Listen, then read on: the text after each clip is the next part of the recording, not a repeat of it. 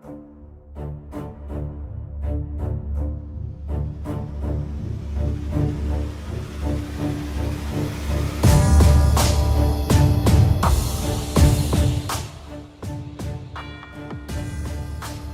the heart of the Music City, there is something to play for in the final several races until the regular season meets its close at Daytona. Live from Nashville Superspeedway, the drivers will try to make string music out of this 12th race of the Season 1 Droppin the Hammah Cup Series as we welcome you to coverage live on the KBueno Racing Network.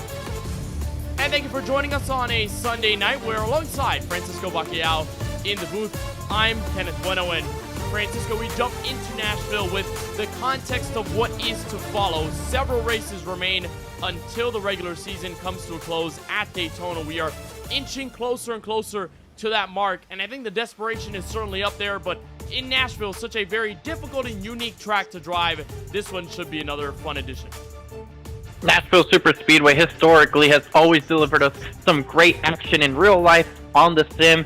It's a driver's favorite. It's a concrete racetrack which provides its own set of challenges and things to deal with in the race, and I couldn't be happier for one of the racetracks that provides us in this run towards the playoffs, the Nashville Superspeedway.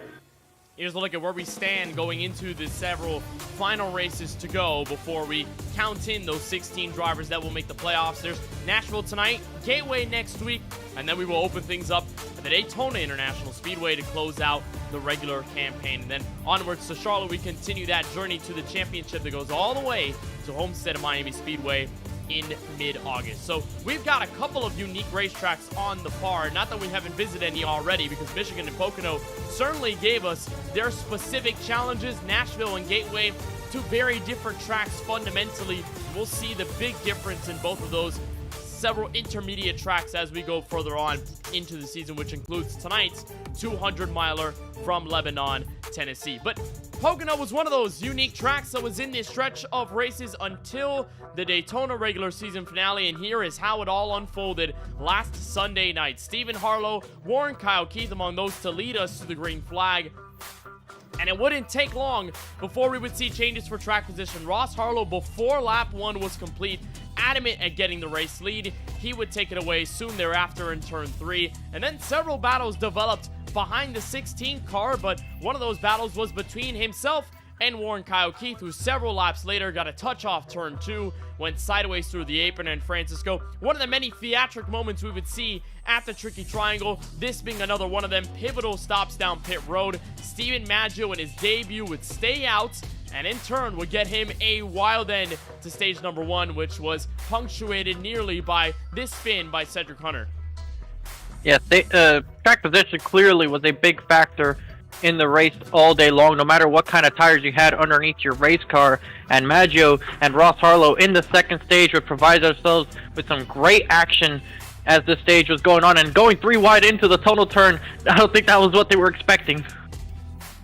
Yeah, it's a tough place to do so, and then came the end of stage number 1. This was nearly 3 wide for the race lead. Stempian underneath, Ross Harlow through the middle, and all the way in the background trying to look for the under was Zachary Hall. Maggio would get the stage win, and one of the many successes we would see from Maggio in this race. Then more fights for the race lead. Ross Harlow would get his way back up. He would lead some more laps. Ethan Fonseca Moreno tried to push his way forward. That was under the Justin Erb machine that had stayed out on old tires. And then Lawson Peel, the several-time race winner this season, getting involved slightly in this incident off of turn 2. That's Richard Swavely and Brandon Banks getting involved. And then off of turn 3, hard send to the inside wall. Chris Cabot getting a tap from behind off of the corner. A lot of places we would see drama in at Pocono, and off of turn 3 was certainly a emphasized spot.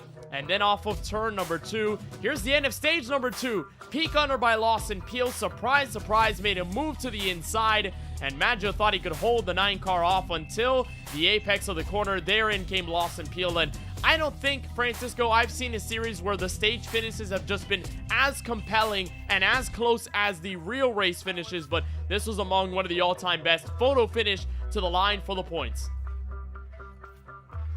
Yeah, I mean, the race off pit road, the battle for the stages, everything this season has just been spectacular. Nothing short of fantastic. These guys find a way to continue to deliver it week in and week out. And this was the battle for the race win. You see the aggressiveness there between Maggio and Peel after the contact with Warren Kyle-Keith attempting to block, and going into the final corner, it was up to Cedric Hunter to try and make some kind of a charge, and he just wasn't willing to go in deep enough. And that would allow Steven Maggio to hang on off of turn 3 and claim his first win in his first start, much like Jaden Porter did a couple weeks ago at Dover, and takes the checkered flag. Yeah, Maggio was the second driver to do such a feat, win both stages and win the race, and also do it in his first career event in the Droppin the Hammah Cup Series. So already, KBueno Racing is putting an imprint on the field, but for right now, no effect on the current playoff standings after the race at Pocono Raceway just last Sunday. Peel still holds the advantage with the 4 race wins this season, and then obviously the first drivers through 6, all of them locked into the win. Steven Sempion should be in a pretty good spot in 7th, given that he's won so many stages, and he is poised to be one of the regular season champions, if not the regular season champion, in a couple of weeks' time. But focus again on the battle for 16th. Chris Cabot finds himself right on the edge, just like he was a couple of weeks ago at Michigan, with him and Richard Swavely sort of flip-flopping that position. Casey Knighton now behind by 7 points going into tonight's race from Nashville Superspeedway. Chris Progar not too far behind, and we've seen from a couple of races just how much things swing in the point standings. It could very well do the same thing, maybe amplified as we get further on into the regular season and get those final races done and dusted. But with KBueno Racing spoiling the party, a little hard for some of the drivers to encounter race victories that put themselves in the playoffs, and we'll keep an eye on the rule for BBR given the amount of starts they've made this season, and if they can even run for a title, and if not, they'll just be spoilers for the rest of the year. Let's get a look at the KBueno track map with images provided to us by Google Earth. Francisco, first time we are in the Nashville Superspeedway, the Music City, not too far away from it in Lebanon. Beautiful track, opened back in 2001, but certainly one of the most unique that we've seen on the schedule. Beautiful racetrack. I would like to go watch a race here sometime soon, and whether it's in NASCAR or IndyCar, since they had their finale here last season. But one of my personal favorites to race on in the sim, here's an onboard lap that I was able to provide for you guys here to spectate. And you want to get this car all the way to the bottom. That's the preferred line. You get the real good grip down there. And you have to unwind the car, get it to the back straightaway, really let it run down this back straightaway. And you might see guys either decide to shift or not up into 5th gear down the back straightaway. It's that close. You could choose not to, especially with draft. And then be careful with those bumps. There's some bumps in turn 4 that could upset your race car and spin you out or push you up towards the outside wall. So that's going to be something to watch for all night long, Kenneth. Yeah, this is one of the difficult tracks to drive with the concrete surface, and one of only several concrete racetrack ovals that we see on the calendar, and even that you see in the NASCAR calendar with alongside Dover Motor Speedway and even a bit of Bristol Motor Speedway as well. The surface is very, very different from what we usually see across the board, and that means tires get eaten up more quickly, and that means the driving experience is also different in that front. Drivers are sat behind the iRacing official pace car, and that means it is our time to take you trackside for race number 12 of the 2025 Droppin the Hammah Cup Series season from Nashville Superspeedway, where on the pole sits Ross Harlow, the 16 car who led a ton of laps at Pocono last Sunday in search of win number 2 this season. He lines it up on pole with a 29.652, and he has the Virginia native Eric Schaefer for Drinkin' Bros Racing, rather. He's the winner at Phoenix Raceway from earlier this season. He's going to be on the outside of row number 1. Steven Maggio, who won in his debut last week at Pocono, trying to go back-to-back. Steven Sempion in the 88 car, going to roll off from the outside in position 4. Ethan Fonseca Moreno has won a couple of poles this season, but still searching for his best finish of the year. Steven Harlow rolls back from P6. Then in row number 4, Alex Muscarella and Warren Kyle-Keith, pair of DTH teammates, back in row number 4. Then in row number 5, to close out the top 10, Brandon Banks and Jaden Porter, the winner from a couple of weeks ago at Dover.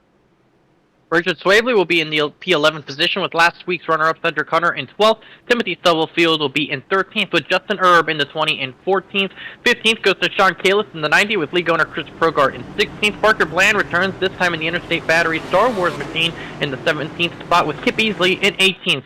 19th goes to James Kunkel with Lawson Peel, of course, not taking a time here as you'll watch the rest of the starting lineup go through the bottom of your screen. The pace car makes that hard left turn onto pit road. The field is in the hands of Ross Harlow and Eric Schaefer to go Music City and Star Wars Racing from Nashville Superspeedway.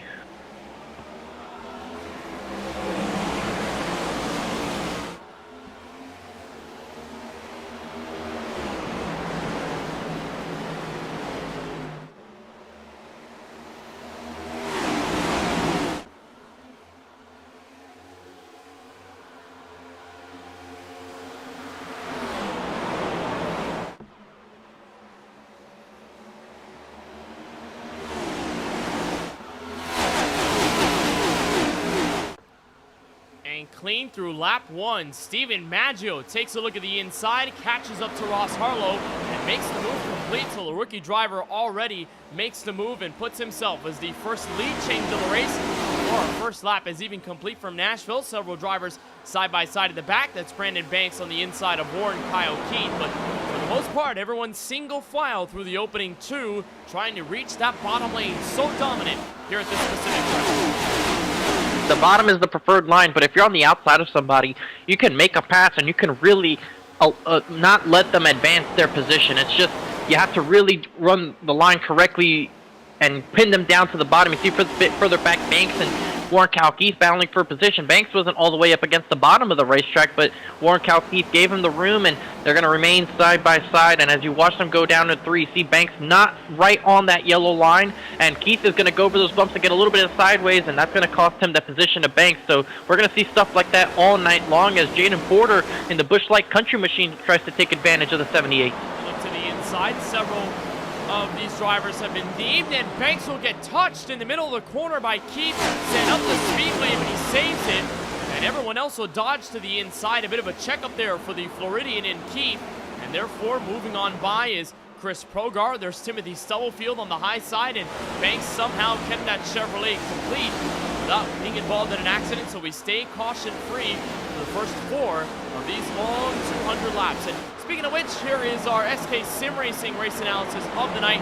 200 laps here from Nashville. This race was actually scheduled to be a little shorter than 200 laps in distance. It was possibly about 125, 150 laps. League owners Steven Stepien and Chris Progar were just trying to dial in the right distance for this Nashville Superspeedway. They decided 200 would be the best number at about 266 total miles on our stages. A little simpler than they were at Pocono Raceway last Sunday. We're going 50 apiece for stages 1 and 2, and then we'll go the final 100 all the way to the final stage, entering the checkered flag at lap 200. So we'll look to see how that will all unfold. There's the battle for second, clearly decided. Eric Schaefer moving on to the inside, Harlow back to third, and Moreno slowly creeping up through the back end of the top 5. And this is one of those racetracks, Kenneth, that we talk about it a lot. KBueno Racing and concrete racetracks. It's just their bread and butter. It's what they do best. And right now, Steven Maggio in the race lead, Ethan Fonseca Moreno in 4th, and Jaden Porter slowly climbing his way up. He is up to the 8th position. So those guys are going to be ones to contend with all night long. And Porter was one of those just getting away from the Brandon Banks scuffle with Keith entering the corner. Thankfully got underneath without making too much of a scene. And here's Moreno diving to the inside on Harlow's Chevrolet. So already a bit of a difference from this week to last week for Harlow this time around. We noted after lap number 1, Harlow was the leader, but not because he started on the pole. It was because he made the move to the inside and quickly got the lead from Stephen Harlow right out of the corner and right from the get-go. Led a ton of laps, set the tone early, and put himself in position to win the race near the end, but clearly falling back a little bit. Moreno will try and put the pressure on further, but shutting the door is Harlow here in turns 3 and 4. One of the several themed paint schemes that we see tonight, of course, not only are we in the Music City, Nashville Superspeedway, but today is also May 4th, so may the 4th be with you all. It's Star Wars Day, so lots of celebrations, lots of paint schemes dealing with the celebrations of this track, this city, and specifically May the 4th, which happens to fall on this specific Sunday. Not themed for either of those occasions for Ross Harlow. This is a gold-coated number 16 Chevrolet, and the reason why it's gold-coated and why it has a date on the front end of the race car. On the hood, you can just barely get a look at the white text on the top end of his Chevrolet. That's because it is the 1-year anniversary for him and his wife. And he told us earlier throughout the week that he thanked her profusely for letting him be able to race tonight here from Nashville Super Speedway. So getting to celebrate the relationship in a unique way with his Chevrolet tonight as he rolls on from third. Kudos to him on being able to make that happen. I would have to work overtime and then some to even get close to having a chance at doing that. I mean, congratulations, Ross Harlow, on the 1-year anniversary and getting to show us a great paint scheme here tonight. It's a little bit of bias, Kenneth, but I gotta say, I really like Jaden's paint scheme. And it's not so much that I'm a Ross Chastain fan necessarily, but I do own that diecast in 124. It sits up there in my room, in my collection. It's a really nice paint scheme. And it's one of those Busch Light themed flavors, I guess, if you will, the country car. I think when I saw this paint scheme for the first time, I just got to how beautiful it is, because you have so many different designs, whether it be the mountains for the Busch Light, and then you have all of the leaves on the front end of the car. You have the music symbols on the left and right sides of the paint scheme. It's definitely a beautiful one, and with KBueno Racing sort of embracing that track house style for this Droppin' the Hammah Cup Series, which they don't necessarily do in a bunch of other leagues, but here in DTH they have decided to go with the track house style. It's the 91 of Jaden Porter trying to rekindle some of that Ross Chastain magic. And as he pushes himself into the top 10, he'll hold off Brandon Banks. Still a bit of ways to go, though. About half a second if he wants to catch up to Alex Muscarella, who's just a bit up the road. That silver and black Chevrolet in the fight with Stephen Harlow for position number 6. That's one of the Music City-themed paint schemes that we see tonight. And there's Eric Schaefer, who is not in a themed paint scheme, usually the colors that we see from the Hampton, Virginia native week in and week out, as he tries to catch slowly up to the race leader, Steven Maggio. We nearly saw him, Francisco, within a 10th, but then he has fallen back a bit as Maggio has caught up the pace. Kind of pacing themselves and figuring out what their cars are going to do. We're still only on lap 14 of this race, so right now, in about 5 laps is when you're really going to start telling whose tires are in a good condition.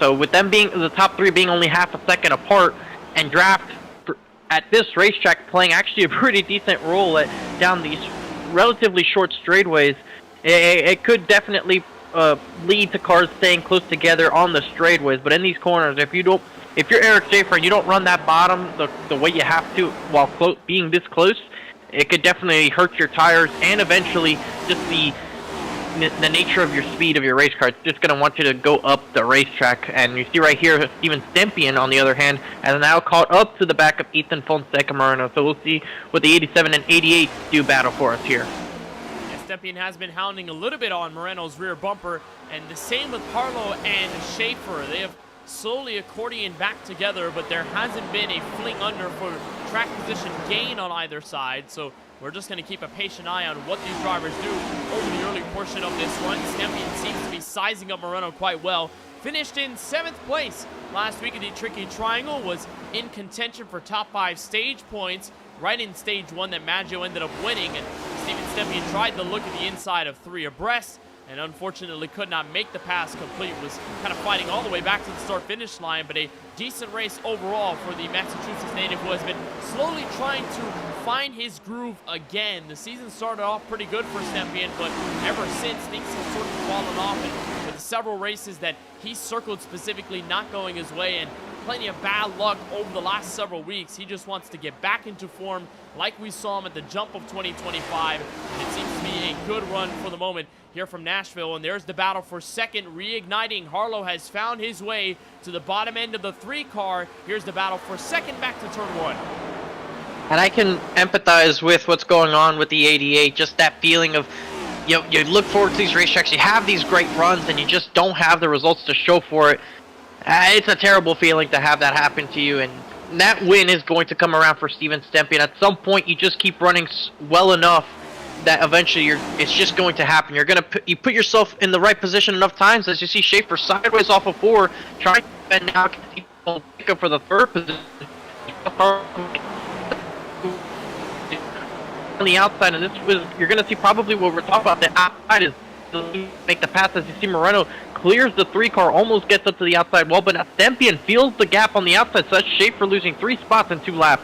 This is one of those tracks where you want to cling to the bottom end of the speedway, but once you put so much energy into that lonesome groove at the bottom end of the track, then it starts to slicken up, so drivers sometimes find the middle or the outside to be better in terms of escaping dirty air, number one, but number two, they end up in a battle for position. They can squeeze the driver to the inside, force them to get on the throttle way later, and thus giving them the advantage off of the corner. And that's exactly what you saw with Schaefer. Just got trapped at the bottom, then Moreno made the move up high, Stempien followed in the draft, and all of a sudden, Schaefer loses 2 in 1 and loses 3 overall from how he started this race at lap number 2 or 3 as he was trying to catch up to Stephen Maggio. So potentially resemblance of some of the runs that we've seen earlier in the season from other guys where they've pushed so hard in the opening stint and then they sort of fall off as the run progresses. We'll keep an eye on Schaefer as he pushes through. How about a look at Lawson Peel? I think the similar situation that we've seen him in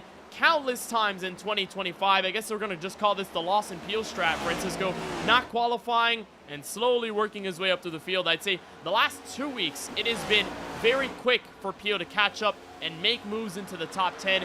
This time just a little more methodical in his approach. 14th since the drop of the green flag. He started 20th. Well, he did just grab the outside wall there off of turn 4 on that most recent lap as he'll get to the inside and easily make work of Chris Progar for the 13th spot.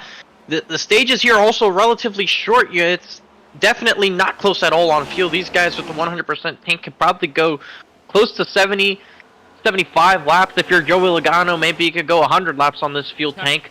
But these guys should not have a problem in this first stage at all when it comes to fuel. So it just goes to show how quickly you can tick off these laps and how quickly we'll get to the end of stage 1. Just in the blink of an eye from when we dropped the green flag and have not had a yellow flag since, we're almost halfway through this first stage. That's a good reference back to that Nashville Superspeedway race from not that long ago where Logano had stayed out. Everyone thought he would run out of fuel. 110 drivers that were in the same situation and they could not make it, but somehow Logano could. They went through maybe a billion or so overtimes. At the end of that, Logano walked away with the victory somehow, some way.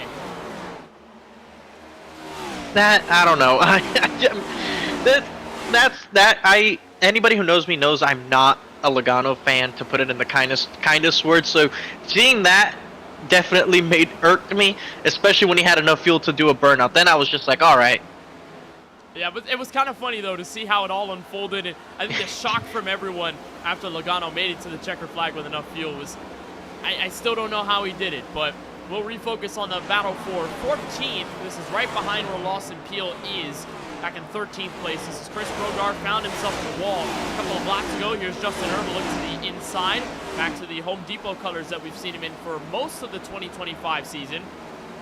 He was honoring his late grandfather, who passed away not that long ago, and started the tribute at Michigan International Speedway with the Home Depot military colors, but since has now reverted back to the orange, black, and white that we've seen him with all season. He moves his way back into the top 15, while Zachary Hall, who was just short of the race victory at Pocono Raceway about a week ago or so, him and Cedric Hunter put themselves in the running for the race victory all the way at the end, and Hall could not make it to the checkered flag in front of Stephen Maggio, but he works underneath Kip easily right now. That's for 16th place. Good 4-car battle in the mid-pack. And we didn't notice this a couple laps ago, but Eric Schaefer actually grabbed the outside wall for turn 4, cost him a bit of time and positions. That's why he's actually down in P11. So here's a look at what happened to the 3-car that put him in this position. He was coming off of turn 4. You see him building tight, and bam, into the outside wall, just in front of Stephen Harlow and Alex Muscarelli, and he was going to lose all these positions, and now he just got passed by Lawson Peel, his teammate. So Schaefer down the order quickly. He's got some big damage. Yeah, and that touch to the outside wall was right after he got passed by both Moreno and Stempien in one fell swoop. Saw how that happened in the corner, and then all of a sudden Schaefer had just made his way further back, and this car is starting to struggle dearly on the tires. You saw him just miss the entry of the corner there, hit the apron with both left side tires, and so he is trying to find grip right now, hard to come by. Here's the battle for P10. Brandon Banks in the front of this group. There's Peel, who just moved his way to 11th, plus 9 since the drop of the green flag, and there is one of these several Star Wars inspired paint schemes of the night. This is Richard Swavely's number 32 Toyota Camry, and it's has the Heavies brand on the front end of the car. That is a headphone brand that he actually promoted earlier on in the afternoon to the Droppin the Hammah server. They make headphones, and I think they make headphones specifically for heavy metal listening, which Swavely is a very big metal fan. And with the colors he's got tonight in honor of Star Wars Day, May the 4th, he's got a purple lightsaber that is representing Mace Windu from the early prequel Star Wars films, and obviously the Clone Wars animated series, if you were a fan of that, back on the Cartoon Network days in the early 2010s. So beautiful colors for the 32 tonight, and one of the several Jedi-inspired paint schemes that we're going to see here from Nashville.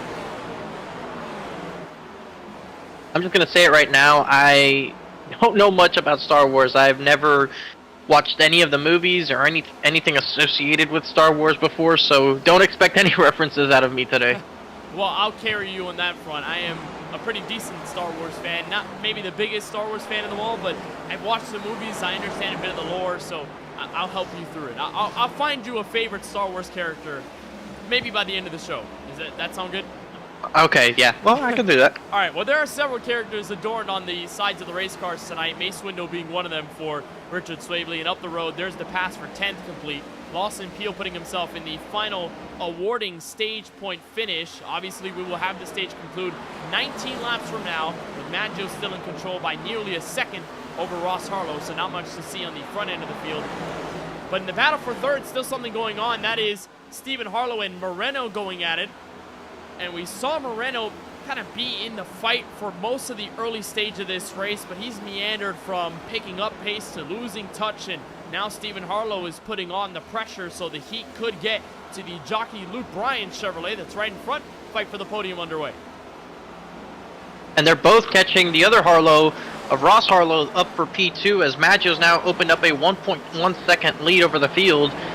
And these three are going to bunch up towards each other for a potential battle for P2 in the closing laps of these stages. And I was actually doing some official racing earlier today with Stephen Harlow. We did some B-Fixed over at the Texas Motor Speedway, and we had a great battle on the closing laps of that one. And I asked him how did he feel about tonight's race, and he said that he's excited, he loves this racetrack, and is hoping that he can put on a good run and try and capture a victory.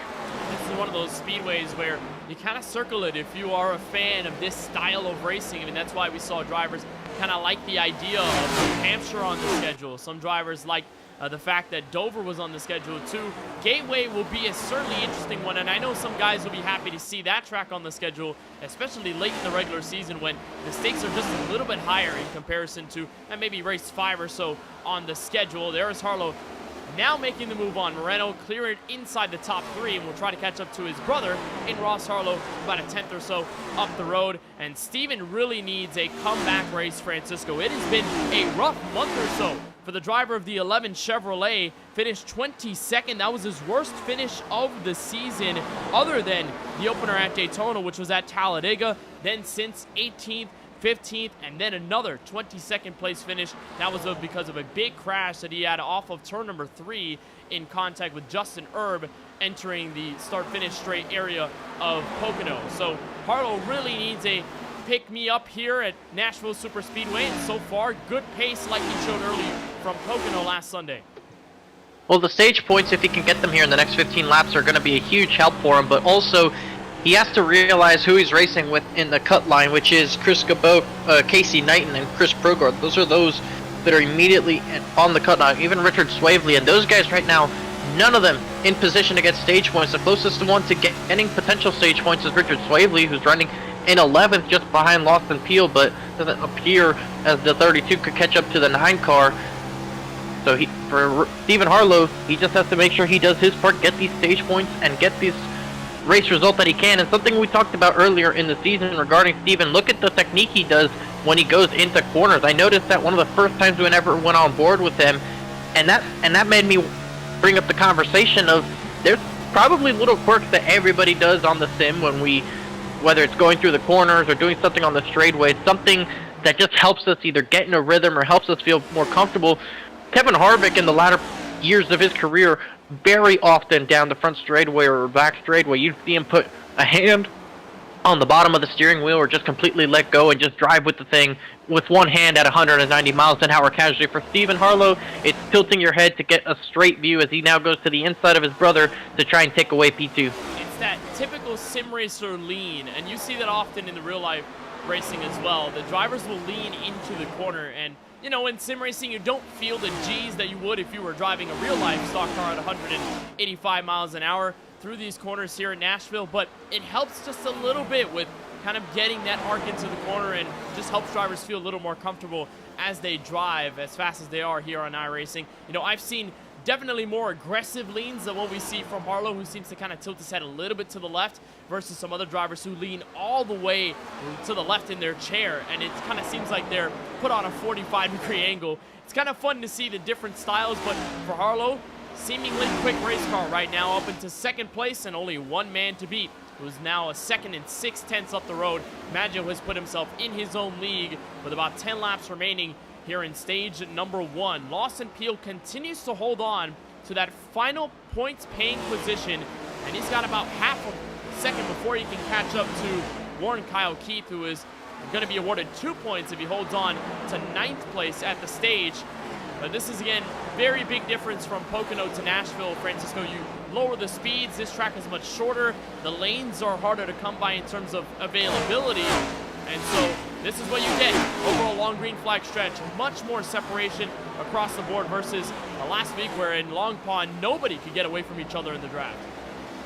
Yeah, this is a bit more of a driver's racetrack. You use a lot of brake here for turns 1 and 3, just getting the car slowed down, especially on these long enough runs. You low it down from roughly 180 or so miles an hour down to as low as in the 130s or even the 120s if you go late enough into a tire run. So a lot of brakes get used here every single lap, and when you use the brake, that opens up the gap between drivers, and without the straightaways being as long as they are at Pocono, you also don't have that draft to lean on. I mentioned earlier the draft is quite helpful here, but I am speaking relatively for tracks of this size. It's actually really helpful, but obviously it's nothing like Pocono where you can pull up to the driver in front of you for nearly a mile long of straightaway. Here the track is barely over a mile and a third, so you really don't have much straightaways to work with. And for Steven Maggio, who's leading this race, he's still about a second and a half clear of Stephen Harlow. Harlow kind of matching him on the lap time wise, just kind of putting together similar lap times, trying to see if he can close the gap. But with now 7 laps to go in this stage, all Maggio has to do is just continue running what he's doing right now. We know that he knows what he's doing, Kenneth. He did get the victory over in the 4-wide racing series here from Nashville a couple of months ago. I believe back in March, he was able to take the win away there, which was another KBueno Racing dominant effort.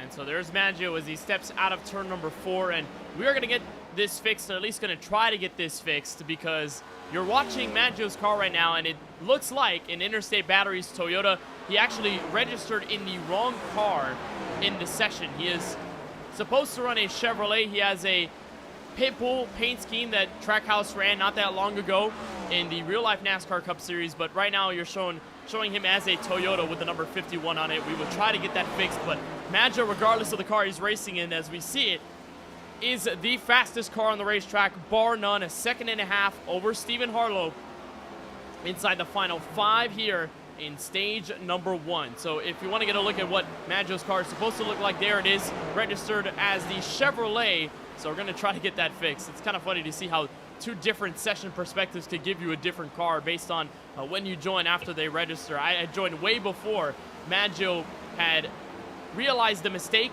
of riding with a Toyota tonight. So there's a look at what his car is supposed to look like. We'll try and get that sorted for you as we roll through here in this race from Lebanon, Tennessee. And that's still the Toyota he has on. It's just I think he put the paint scheme on at the very last second.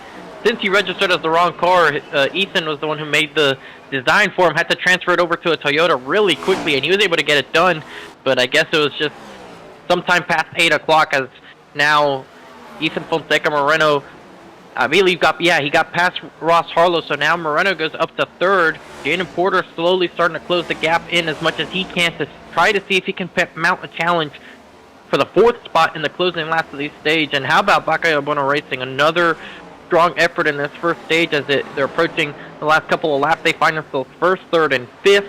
Steven Sempion, who was up in the top 3 or so earlier on in this run, has fallen all the way down to 7th. He has not outlasted these guys nearly in the same way. And you look even further back, Eric Schaefer trying to hold on in the 20th position. He's actually just gotten passed by Kevin Roy now. And the battle for stage points, it doesn't look like there's much of a battle going on there. Warren Keith got passed by Lawson Peel. Keith running the very outside of the racetrack, which is not an actual line you want to run around here, but he does sit about 1.3 seconds ahead of now Zachary Hall, who's 11th. And Nashville testing every single driver, and that includes Ross Harlow, who was aggressive early, fell back, and now just settling inside the top 5 as there's a look up the road at the blue Chevrolet, Ethan Fonseca-Moreno, who should hold on to that stage point finish as we get to the end of this first segment of the race. Lap 50 underway, and that means just one more lap for Stephen Maggio to get underway before stage 1 is complete, and the stage points go in his back pocket. This could be the 4th straight stage win if he sweeps them both here from Nashville, but for right now will be the 3rd consecutive stage win for Stephen Maggio. Has entered this series with a fire in his soul, and off of turn number 4, stage 1 belongs to Stephen Maggio from Nashville. A great dominant effort from driver the 97. There's Warren Kyle Keith, who'll take over the final stage points positions here as the caution flag waves to indicate the end of a green to green checkered stage 1. So not as much of a fight at the front as we probably anticipated, just like last week at Pocono, but less stress for sure for Maggio as he holds on to the lead, and he will pick up the iRacing official pace car after one complete stage from Tennessee. It's been a great race so far. A lot of the hard driving by the field, but just like Francisco alluded to earlier on in this race, not really a strategic point that we'll see until stage number 3, where the field window doesn't get you to the end of the race at 100 laps long. So 50 and 50 looks to be a tire race until the end, and it's going to be all about saving. There they are, picking up the iRacing official pace car under yellow for the first time tonight, and none of them have been for on-track incidents. So we've had a very clean and green opening stage in the sunset, as Maggio will presumably lead the field down pit road. You're given a run that long, and you'd imagine that everyone is going to be screaming for grip, especially guys like Eric Schaefer and company, who had sort of fallen off in the final leg of that run to the stage finish. And so everybody all the way back to Warren Kyle Keith will get some stage points in their back pocket. Lawson Peel into 9th. Looked like he had gained a spot right before that stage had found its way to a close.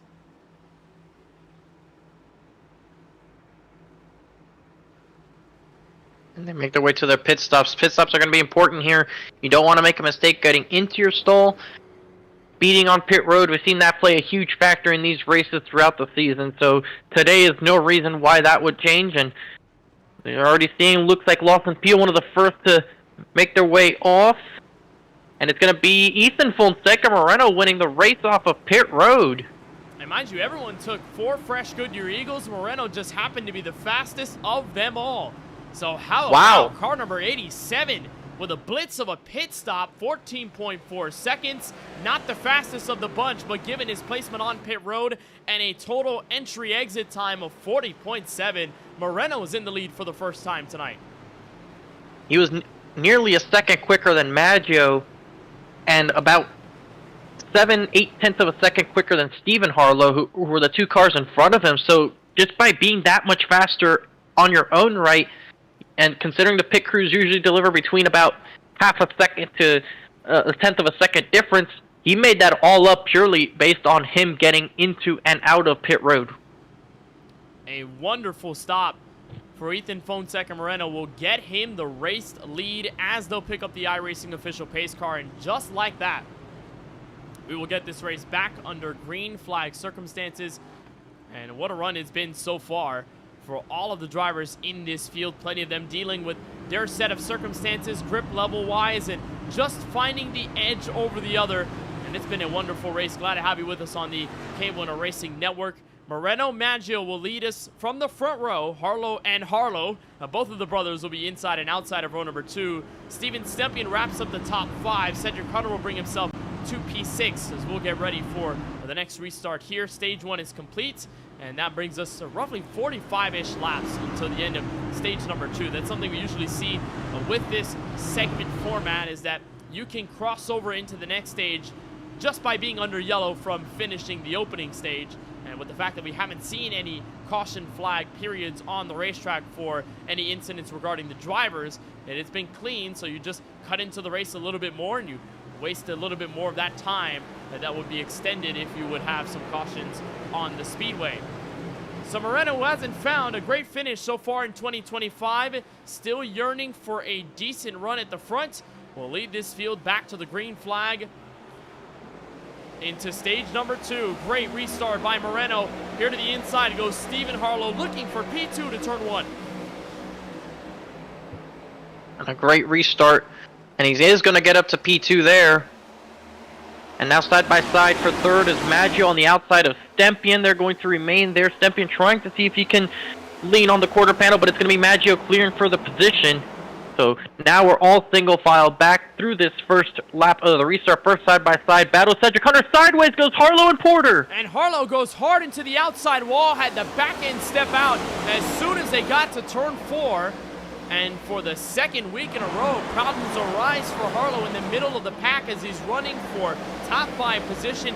Thankfully able to save it for the most part this time, but he has plummeted back to 14th place.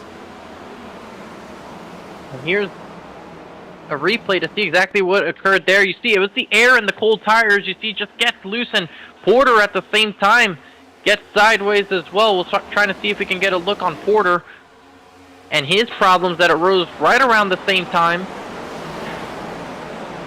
As Jaden Porter now runs in the 28th and final position. You see him just break loose right there. As the caution flag now waves, a decent-sized crash. Looks like Sean Kalis, one of those involved, and Brad Fulham. And there's Kalis' Chevrolet all torn up as Fulham had put himself right on a pit road. I think Kevin Roy might have had a piece of this as well.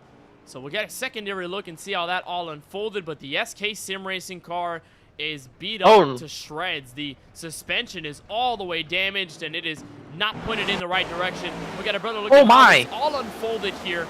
Multi-car accident entering the corner. This is Kalis and Kevin Roy going side by side, but the problem starts with Brad Fulham. This is not going to be pretty. Oh, and he goes right up the speedway, hard into Roy, who goes up and over on his top. Oh my goodness.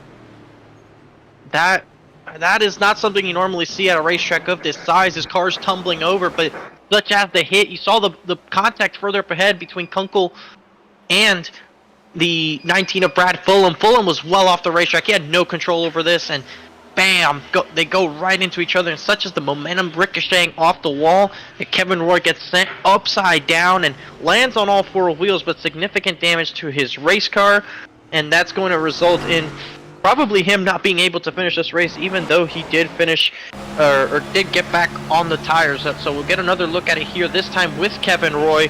And remember, Kevin Roy entered this race in a must-win situation, so all he has to do is just try to be there at the end to win the race, and this is not going to help his case.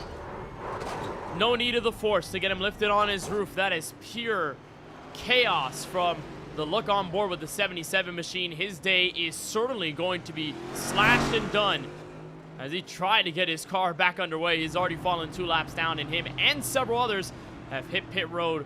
Much damage alongside those cars, and a large incident brings us under yellow for the second time tonight, but the first for any sort of incident regarding the drivers on the speedway. And yeah, Brad Fulham just tried to get himself righted, and when you're trying to turn and brake at the same time, very hard to do with a race car in general, very hard to do with the build of these next-gen cars, and with Brad Fulham just trying to stay out of harm's way, unfortunately goes high speed into a very dangerous area to bring out the yellow flag. Caution flag out for the first time for on-track incident. Right now, Ethan Fonseca Moreno, the man in control. You're tuned in to race number 12 of the Droppin' the Hammah Cup Series, live from Lebanon, Tennessee.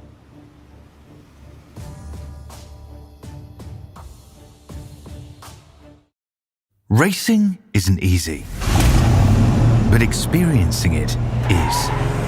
iRacing puts you in the driver's seat with the industry's leading sim racing game. Drive on laser scan replicas of the greatest racing circuits from around the world. Go head-to-head against other drivers chosen by skill-based matchmaking to ensure competitive racing at every level.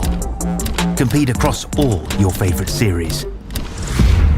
In officially licensed cars engineered to deliver the most accurate driving experience possible.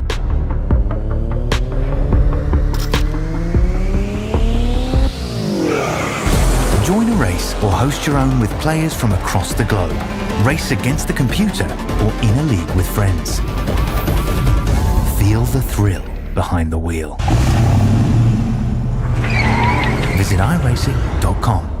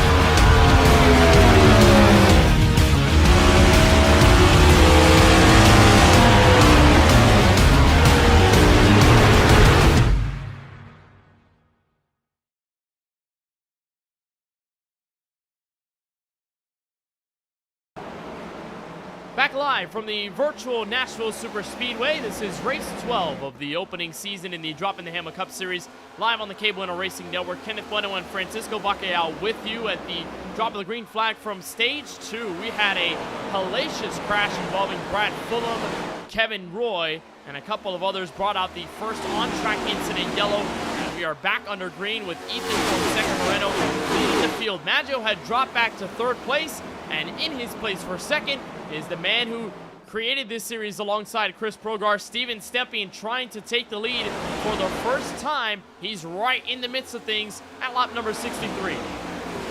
We saw Stepien and Moreno battling for position earlier on in the race. That was for P3 at the time, and Stepien eventually fell off. So what does Stepien learn from that previous run to try and not only learn to get around the 87, but to save the tires a little bit better for the longer portion of this run? He's going to just sit there and try to apply the pressure, but so will Maggio, so it's not like he could just sit there and not do anything, because he could lose a position in the progress to a teammate of the race leaders. And looking a little bit further back right now, Jaden Porter, who was sideways off of turn 4 like Stephen Harlow, didn't hit anything and fell all the way back to last, brought it down pit road under that caution flag to not necessarily get damage repair, but I guess take some fuel to change the balance of his race car, and he's now battling for 17th, so a great recovery since this restart.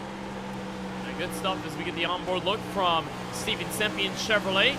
Quite unique arc there in the corner about a lap or so ago, where he used the high side, just trying to cut underneath and get a bit of the clean air on the inside of Moreno's Chevrolet. And those are two of the music-themed cars in tonight's field. Moreno with the Jockey Outdoors Collection sponsored car. That is a clothing apparel collection by Luke Bryan, the country music star.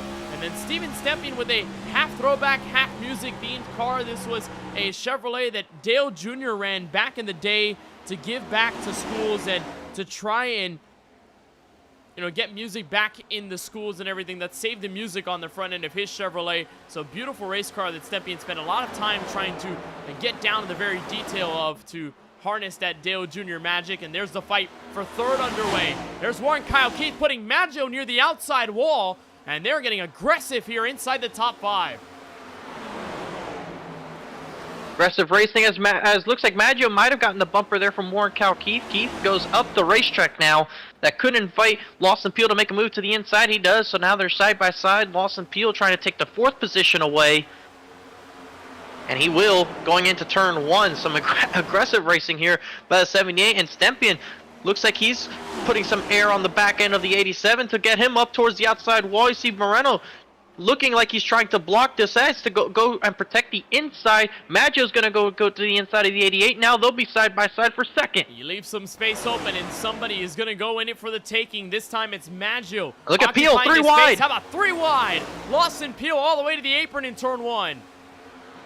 And you see Stempian backs out of that one, and Maggio's going to fight this one as best as he can on the outside. That's the preferred line in a battle, but he's going to drift up. That could invite Lawson Peel to continue to mount the charge. They make contact off of 2. It was near contact there. Maggio was still outside. Peel had to be wary of that, and Maggio slides into second. BBR gets 1-2 on the board, and Drinking Bros Racing's only representation in the top 5 is just fighting for his life. Up through 20th, and now to 3rd place, 17 spots gained for the Columbus, Mississippi native. Again, not something that we haven't seen from Peel this year. It's given him 4 race victories of the 2025 season, the most we've seen of anyone in the field. And your top 5 all within at least half a second going back to turn 3.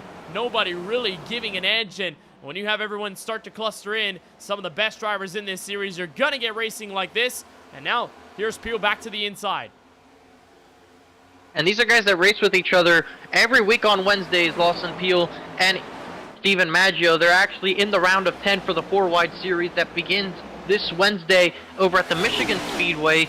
So these two are going to race each other for a championship here over the month of May. So it gives them a great opportunity to just kind of let each other know, hey, I'm here. Even though it's not 4-wide and there's nothing necessarily for Maggio or Moreno here as far as the championship is concerned, it's still one of those deals like racing on Saturdays if you're a Cup regular and you just want to say, hey, I'm here. Well, hey, it's also a bit of extra practice, too, to race against some of those guys that you will be fighting for the championship with on another league side of things. So I guess just a little bit more track time, you know, more reps for these guys around each other, and they'll deal that level of respect or a level of aggression towards each other, whether it be in this series or whether it be in another series fighting for a title. Peel has been giving it his all, nearly made contact with the rear bumper of Maggio's Toyota there out of turn 4. And kind of pressured from behind by Steven Stempian to make a move. Everyone just backing up on each other's bumper, and now Peel wants to power through the outside. He does have the nose there. Fight for second reignited right behind Moreno, and that gap, by the way, only a car length. But I wouldn't expect this to be an easy pass on any of the two, because we've seen this many times with Drinking Bros Racing. When they have the numbers in their favor, they do everything in their power to keep the lead car in front. So I would expect Moreno and Maggio to do something similar to try and do whatever they can to not allow Lawson Peel to get past certainly Ethan Fonseca, but definitely not past Steven Maggio, to try and keep him boxed in and give this an advantage to them. And you see they've done a great job of it so far, but defensive driving, it only lasts you so long. Lawson Peel, very good. You'll see he gets cleared by Maggio again, but he'll try the crossover if he can off of turn 4. Doesn't immediately go for it this time. Maggio doing a great job. Now Peel goes to the bottom, so we'll see how deep he decides to drive it into the corner. Not super deep, and that allows Maggio to stay up in second for now. And an update on Jaden Porter, Kenneth, he has really done a great job of gaining positions on this restart. He is now just getting by Stephen Harlow. That is for a spot in the top 10. There's Alex Muscarella, who's P9, just ahead of him. And you got to remember, Porter went sideways just like Stephen Harlow. Harlow's recovered well, even with the damage he sustained, to repair the damage and get back up here. But Porter, all the way back up to the top 10 already. Yeah, those are the two drivers that were on the bad end of cold tires off the restart, and thankfully they were able to save it off of turn number 2, and they're still underway here, trying to find their way into the top 15 and to get some well-needed stage points. Still a long way to go, 24 laps until we get points awarded out to the top 10, and while Warren Kyle Keith had been gaining the only single point available for finishing 10th in stage number 1, he's all of a sudden picked up the aggression, and last week's heartbreak at Pocono hit him pretty hard. He was in contention for the race win, took the lead entering turn 1 right in front of Maggio's car, tried to deal a block, then tried to deal a second down the back straightaway off of turn number 1, and then just got right in front of Maggio's nose to the inside and basically spun out into the inside wall hard, and that killed his chances at what would have been his first race victory of the 2025 season. Back with a vengeance and with a paint scheme that probably matches the aggression there. Darth Vader on either side of the Target Toyota Camry this week. I know Darth Vader. He sits in my job, believe it or not. He's one of my coworkers.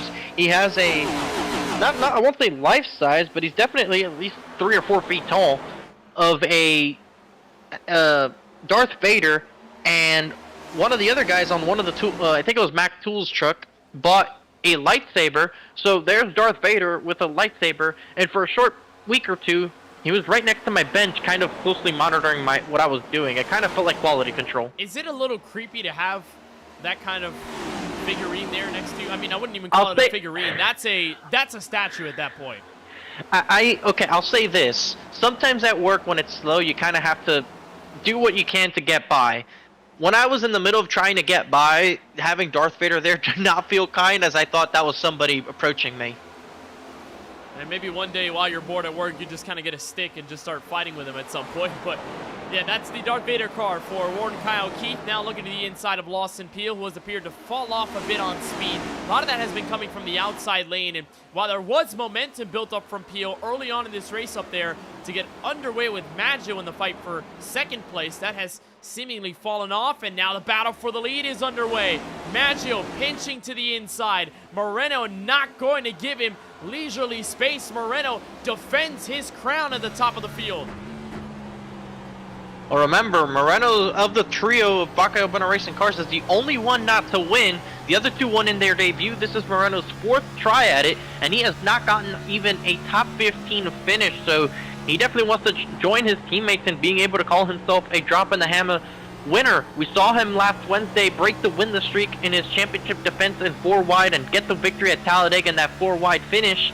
And now he's trying to see if he can go up to Nashville Super Speedway, a track that he's had good speed at, never really had good results at, but trying to see if he can put a race together and capture his first career win in this one. To give you the scope of Moreno's struggles here in this series over his very short tenure, his average start over 3 starts prior to this one is 4.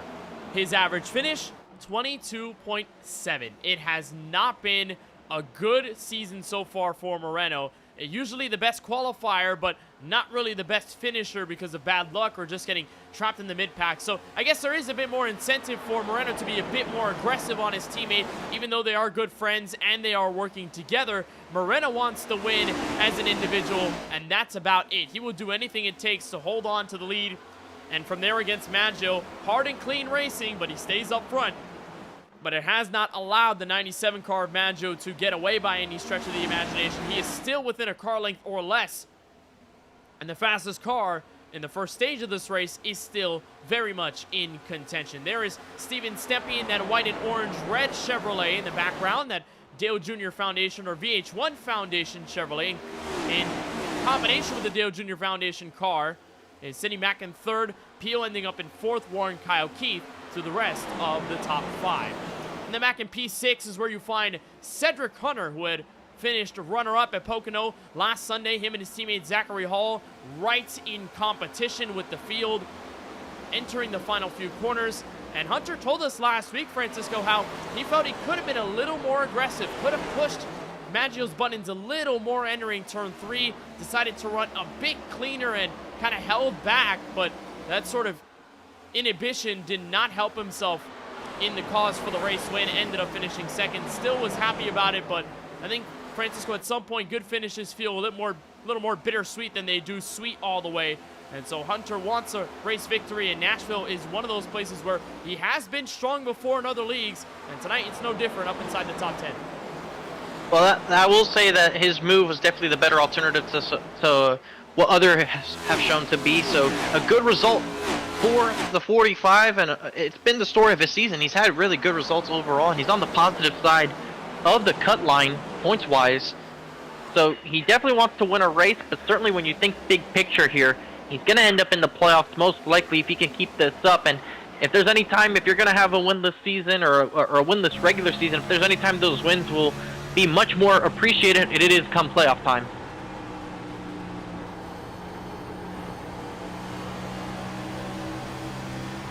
Here's the onboard with Richard Swavely, who's currently running, I believe, in the somewhere in the top 15, actually in the 15th position. Side by side in front of him is Justin Erb and Kip Easley for the 13th position. And Stephen Harlow right now holds the final stage points position ahead of Alex Mozzarella, just ahead of this group you see there on the front side of the screen. And Lawson Peel right now battling with Ross Harlow for the 6th position. We saw Peel up there battling for the lead a couple laps ago with the KBueno Racing duo, but it's like you were mentioning a couple laps ago, now he's really starting to fall off, and a lot of it could be due to the outside lane, but he also was, you can tell when he was up there battling, he was really trying to push his tires. He was using up everything he could to get the clean air, and I think Maggio just got up, or Stepien got into the wall, and now Warren Kalkeith up into the wall as well. There was some contact with those two as they were checking up going into turn 1, and it's going to cost them both positions. We're going to look at how that all unfolded with Warren Kalkeith, the target Toyota Camry, as he was pushing up through the field. I think it was in this fight with Steven Stepien in the big pack, and I think just lost it entering the corner. Very unorthodox entry for Warren Kalkeith, and didn't find himself in that mistake plenty of times before. And yeah, just backed up right into Stepien, and I think he may have gotten a touch from behind or just about lost the rear end a bit. And now still in the midst of this fight, deep in the top 10, so putting himself right in the same place he was in the tail end of stage 1. It's a mirror image here in the 2nd stage. Him and Stephen Harlow will try and fight among the 2 and 1 points that we have available for us at the end of the stage. And then battles up the road with Zachary Hall. And then there's Lawson Peel, Jaden Porter among those that are kind of in the midst of the situation at the back end of the top 10, just figuring out where they are going to be, as Steven Maggio remains about a second, or rather a 10th behind Ethan Fonseca Moreno. And while third on back has sort of left these two to themselves, they have not decided amongst themselves who would be the leader with 9 to go. They've been like this the entirety of the stage. At some point, either the pressure is going to get to Moreno or the tires are going to go away on that 97, but we know Maggio is great at saving tires, even if sitting behind somebody. And they're in the same voice chat right now, so in these 9 laps, I think they're just trying to determine how aggressively do they want to be to try to win this stage. But right here, you see, this is where the mess is, the battle for stage points. Zachary Hall, who was up there with Jaden Porter, now is down, trying to hold off Stephen Harlow and Warren Kalkeith, as Porter has found himself up into 7th. So great recovery here with little help of caution flags, and Lawson Peel lays in front of him now. And Stephen Harlow, a great recovery on his part as well. Don't forget, he got big damage on his race car from getting loose as well, but hitting the outside wall in the progress. And now he has a almost essentially clean race car and finds himself up in 8th. Yeah, Harlow has done a good job, and you saw the picture earlier on in this race of the fight inside the top 15. Kip Easley, Richard Swabley, and Justin Erb. They're in contention with Stephen Harlow around the same marker of the playoff standings realm. You look at 12th on back to the cut line where Chris Cabot sat 7 points above Casey Neiden going into this race. And that's where Stephen Harlow is leading that charge, 61 points above the cut line. And you think to yourself, when you hear 61 points, that's a relatively comfortable margin. And for the most part it is, but bad race after bad race does not help your cause, and it could give momentum to those other guys fighting with you in the point standings to rally on better finishes, and their survival will push you further back near the brink of elimination for the postseason as you get into that regular season finale from Daytona. So we talk about Harlow needing a good race not only for momentum and mental state's sake, but for the sake of point standings and staying alive in the top 16. He'll get right underneath Jaden Porter. This is the ignition for 8th place on the speedway. And then Lawson Peel, Steven Stepien, then falling back from the beginning of the top 5 to the back end of it, just figuring out where they're going to be in the final 6 to 5 laps, maybe 4 laps now in the stage 2 area of this race. Moreno and Maggio still together. Hunter and Harlow now nose to tail for 3rd. And this is going to be the battle for the stage win between the teammates with now 5 laps to go. What does Maggio do in this instance to try and get around his teammate to take away the lead of this race? You see him not shift up to 4th gear or up to 5th there. He gets right up to the bumper in hopes of trying to get Moreno loose. He stays in the cleaner so he doesn't drift up the racetrack. But there's not much else that he can do apart from what he already has done. I think he might consider having to try running the outside, a little bit more to the outside. You see him run in even to the 87, trying to cross him over on the exit. That's not going to exactly work. It's just tough when you're both are such good drivers, so talented, especially in this discipline of racing. We see Maggio now goes up high, a full lane higher than the 87, trying to see what he can do there. doesn't really change all that much. He actually loses a little bit of ground, so Maggio just in a tough spot. And if you want to look at lap times, near the same. 30.811 for Moreno, and it was a bit slower for Maggio, but still in that 30.8 second bracket.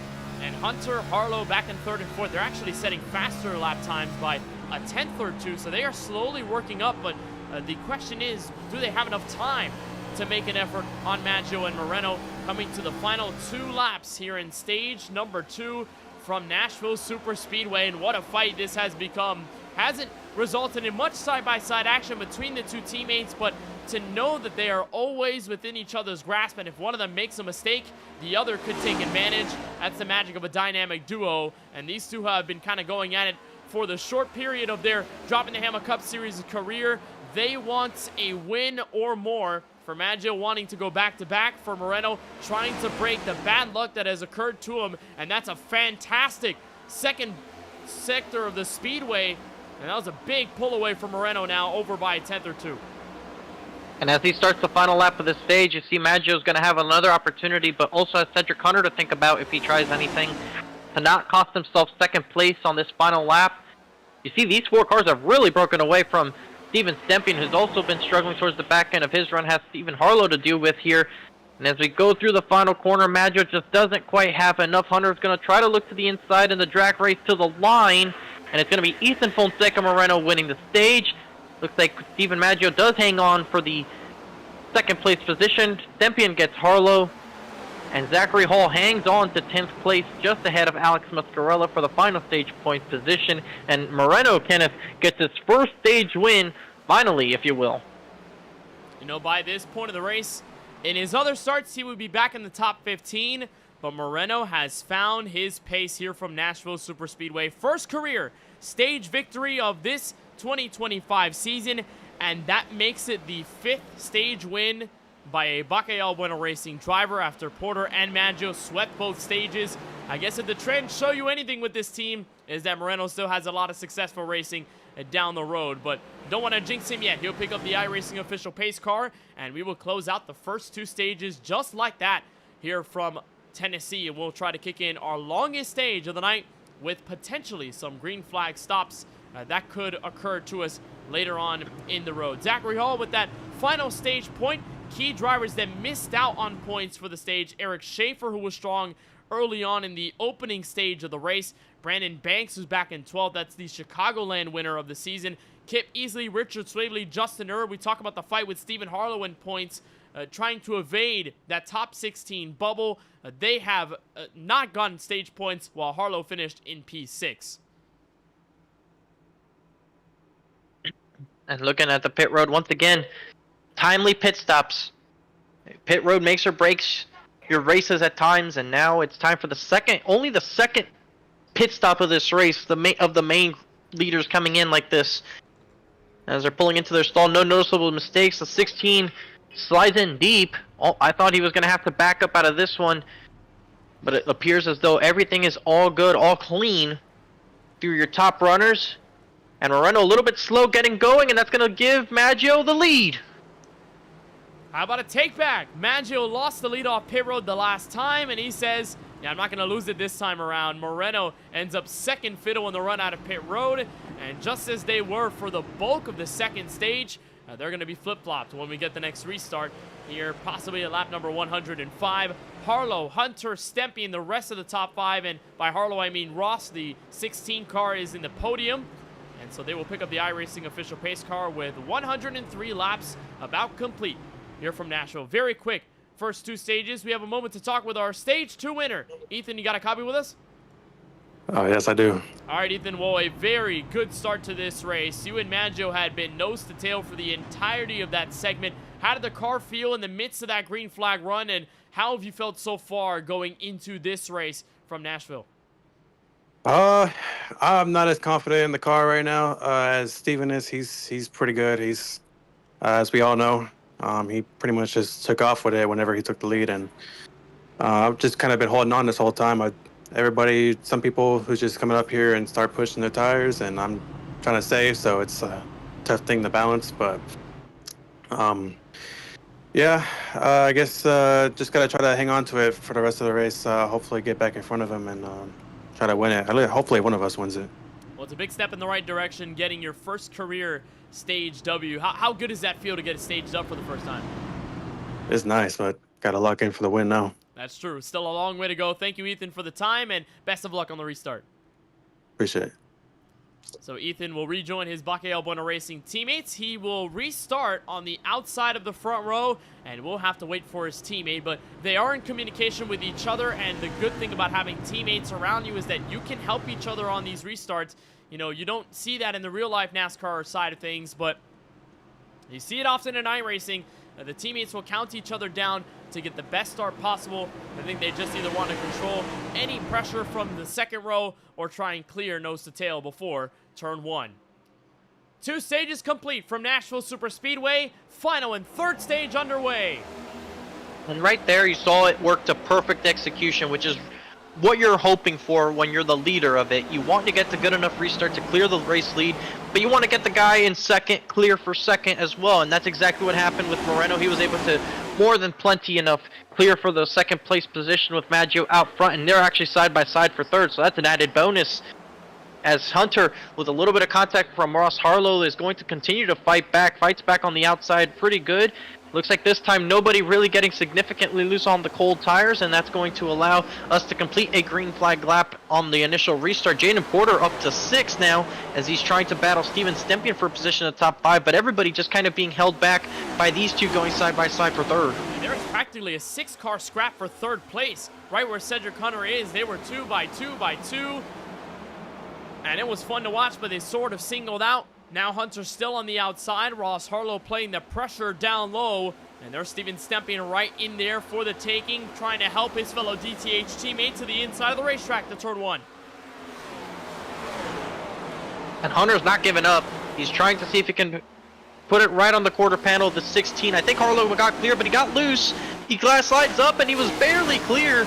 Kind of cleared himself in the process of the 45, but that's going to allow him to get up and into the third position. Hunter was hoping not to give up quite yet, but he is now solidly in fourth. But look at Porter on the outside, gets around Steven Stempien, and now tries to go around Cedric Hunter for fourth. It's all about trying to fully clear the driver on the inside.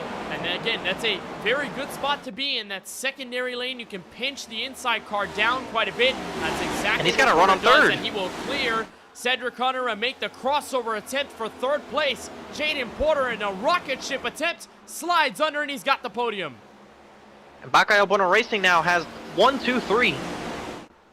What a strong effort by the teammates, and Porter, who had gotten loose off of turn number 2 in one of our last green flag restarts, has picked himself up nicely and will try to hold on above Ross Harlow, who has been one of the fastest cars in the top 5 throughout the entirety of the race. Stempien, Stephen Harlow, and Lawson Pio, despite them being in the mix for the position, they have sort of backed out and waited to see what was going on.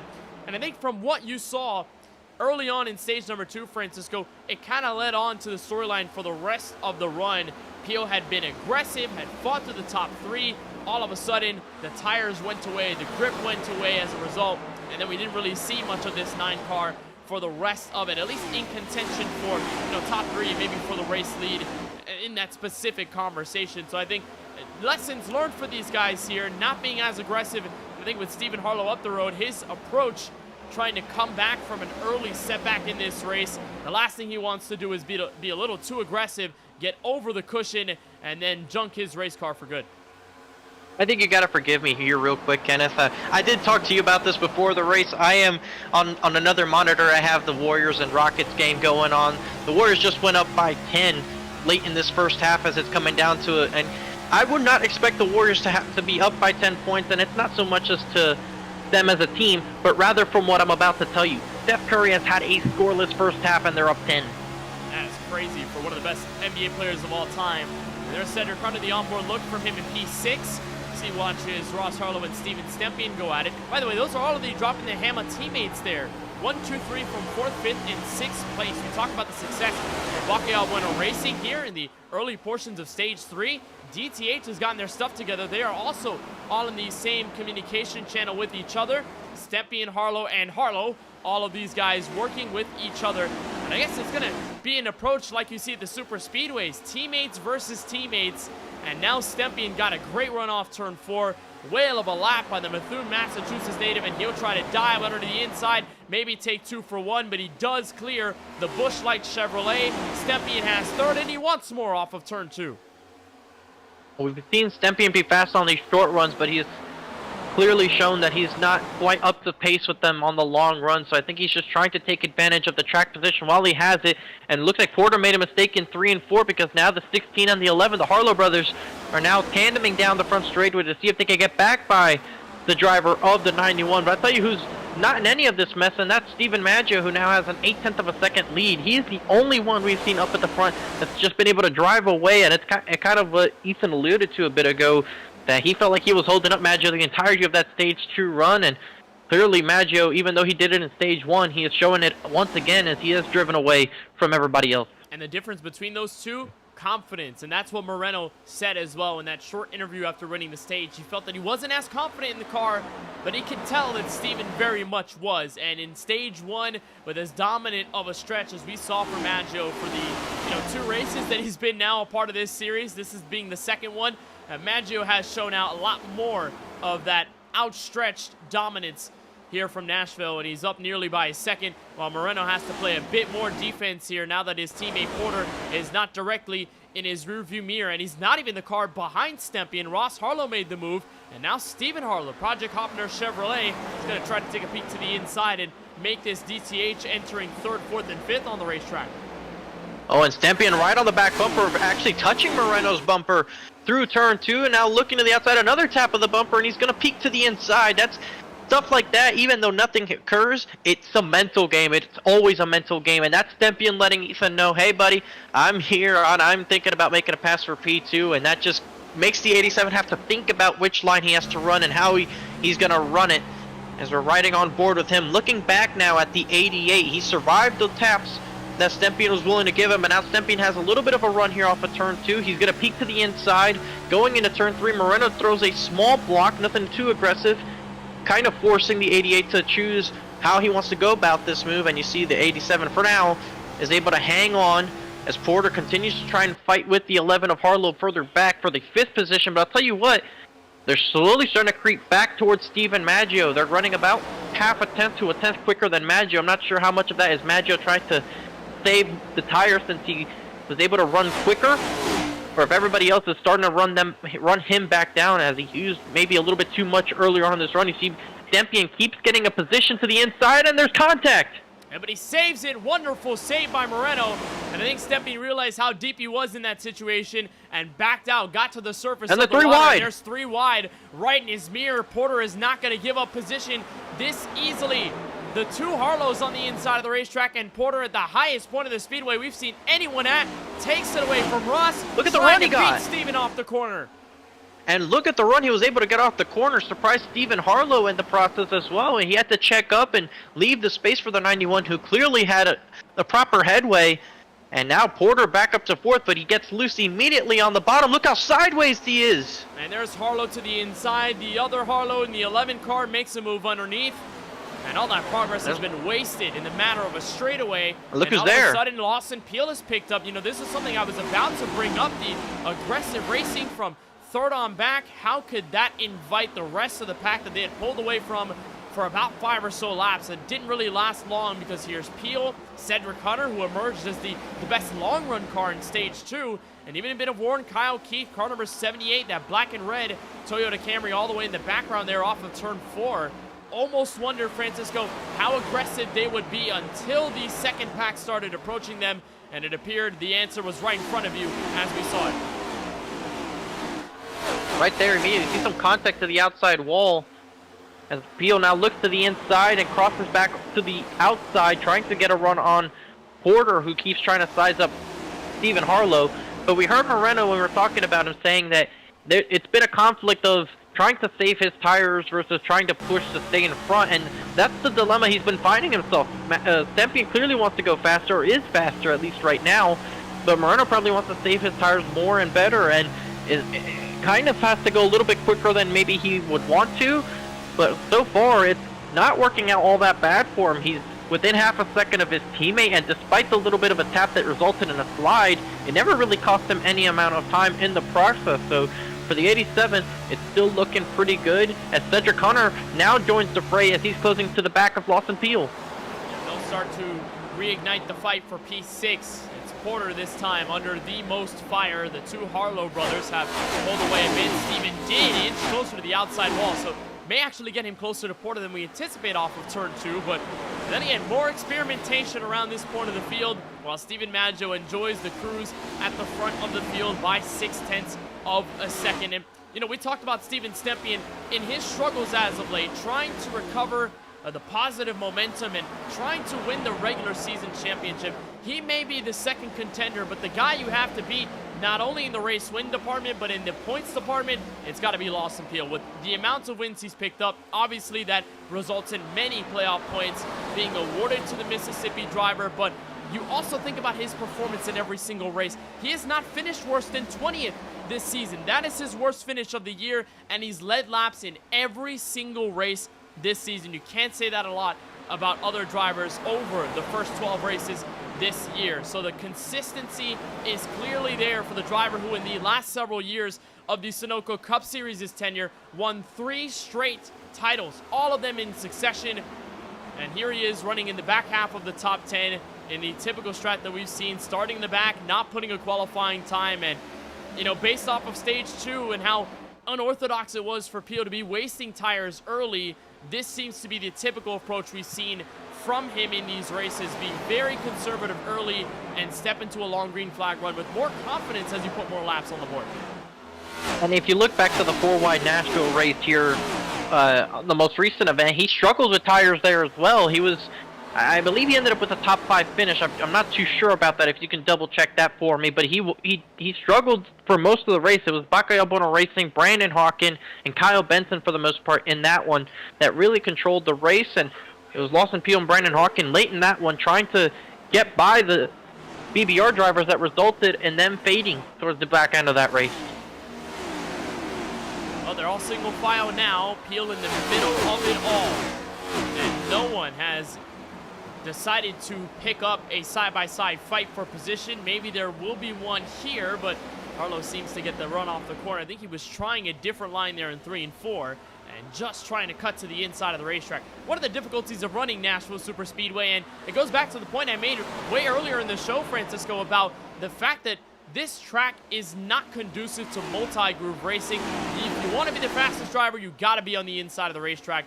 And you add in higher levels of grip with a nighttime sky, things don't slicken off as much. You still do have that effect of energy being put so much into that bottom groove that it will get slower and slower, and it just gets harder to drive. As your experience here from Nashville has unfolded, whether it be in the Gen 6 or the next-gen car as you've driven it, what is the most difficult part about driving Nashville? Because, again, it's one of those speedways, like we'll see with Gateway next week, where you have to find a specific style to be as fast as we've seen a guy like Steven Maggio be all night. I guess the consistency is really the difficult part. It's just not making the mistake.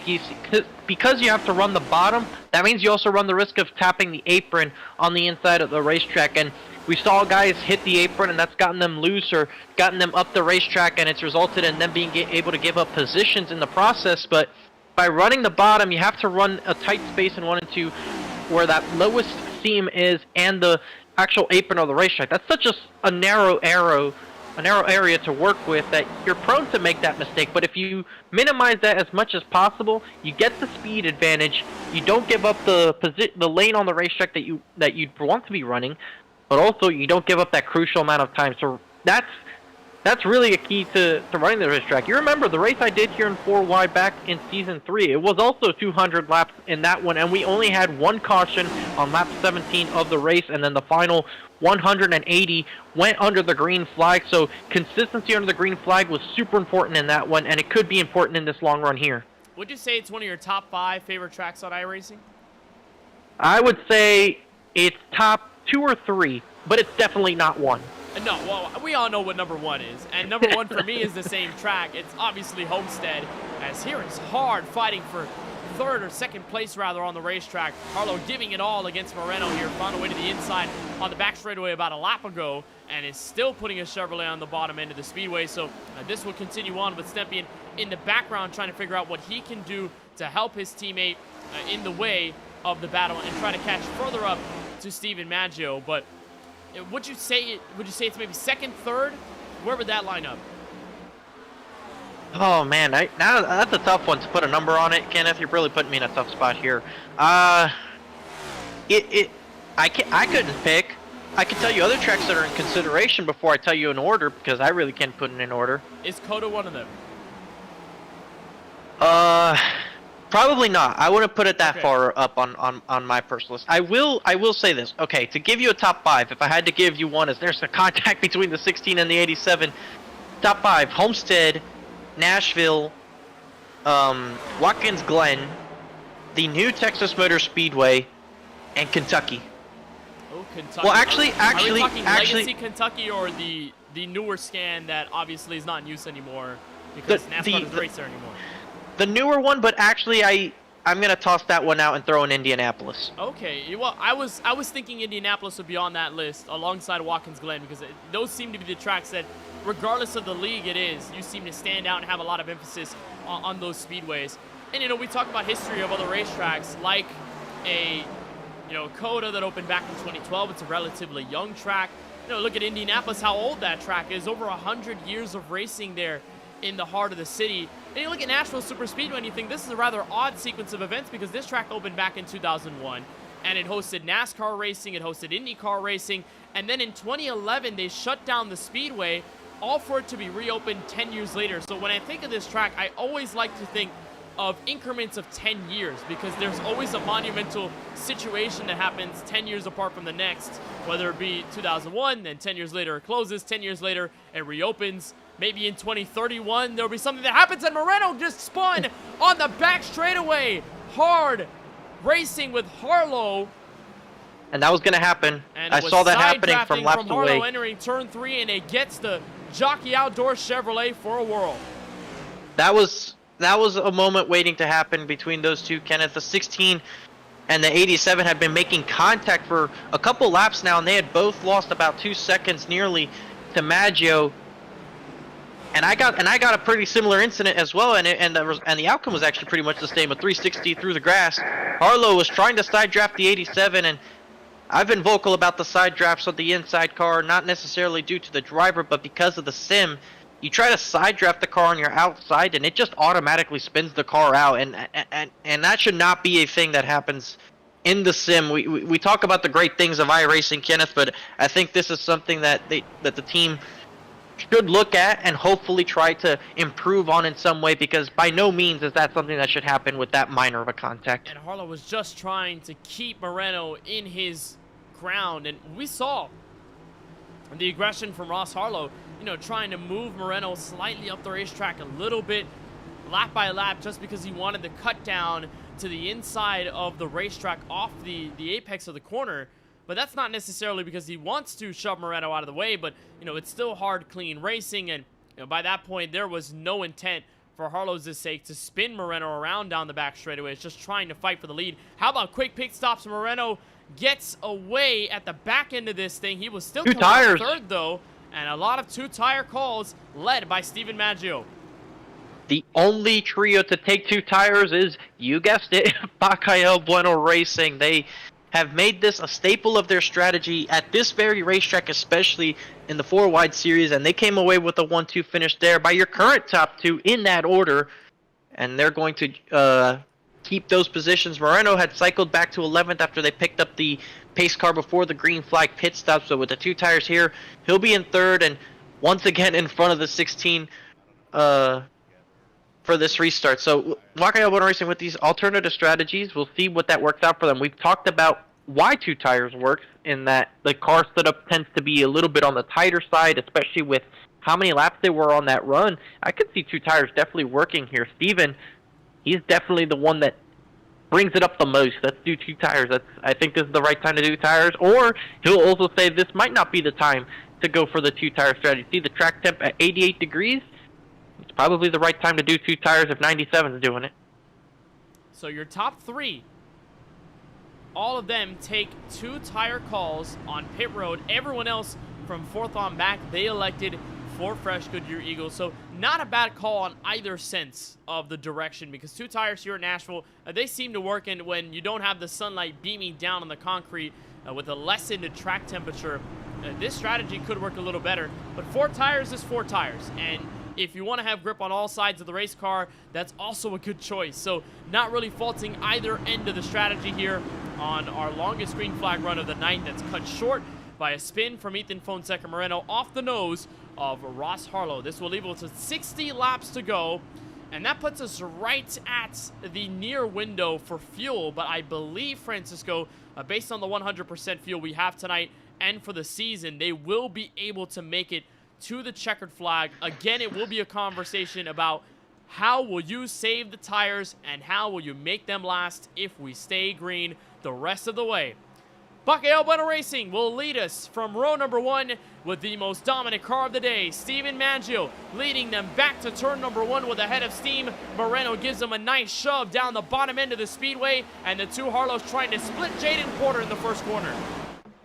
And we'll see how these 2 tires hang up. See Porter off of the bottom, drifting up the racetrack, gets into the outside wall, and that allows Steven Harlow to get up to 3rd. Moreno now looks for the lead. We saw confidence early on in the stage from Maggio. Moreno wants it back. He'll look to the inside, check up in the apex of the corner, and no dice. Maggio will hold on to the spot with 60 laps to go. There's Steven and Ross Harlow. They have picked up to 3rd and 4th. Battle underway for the spot right behind Steven.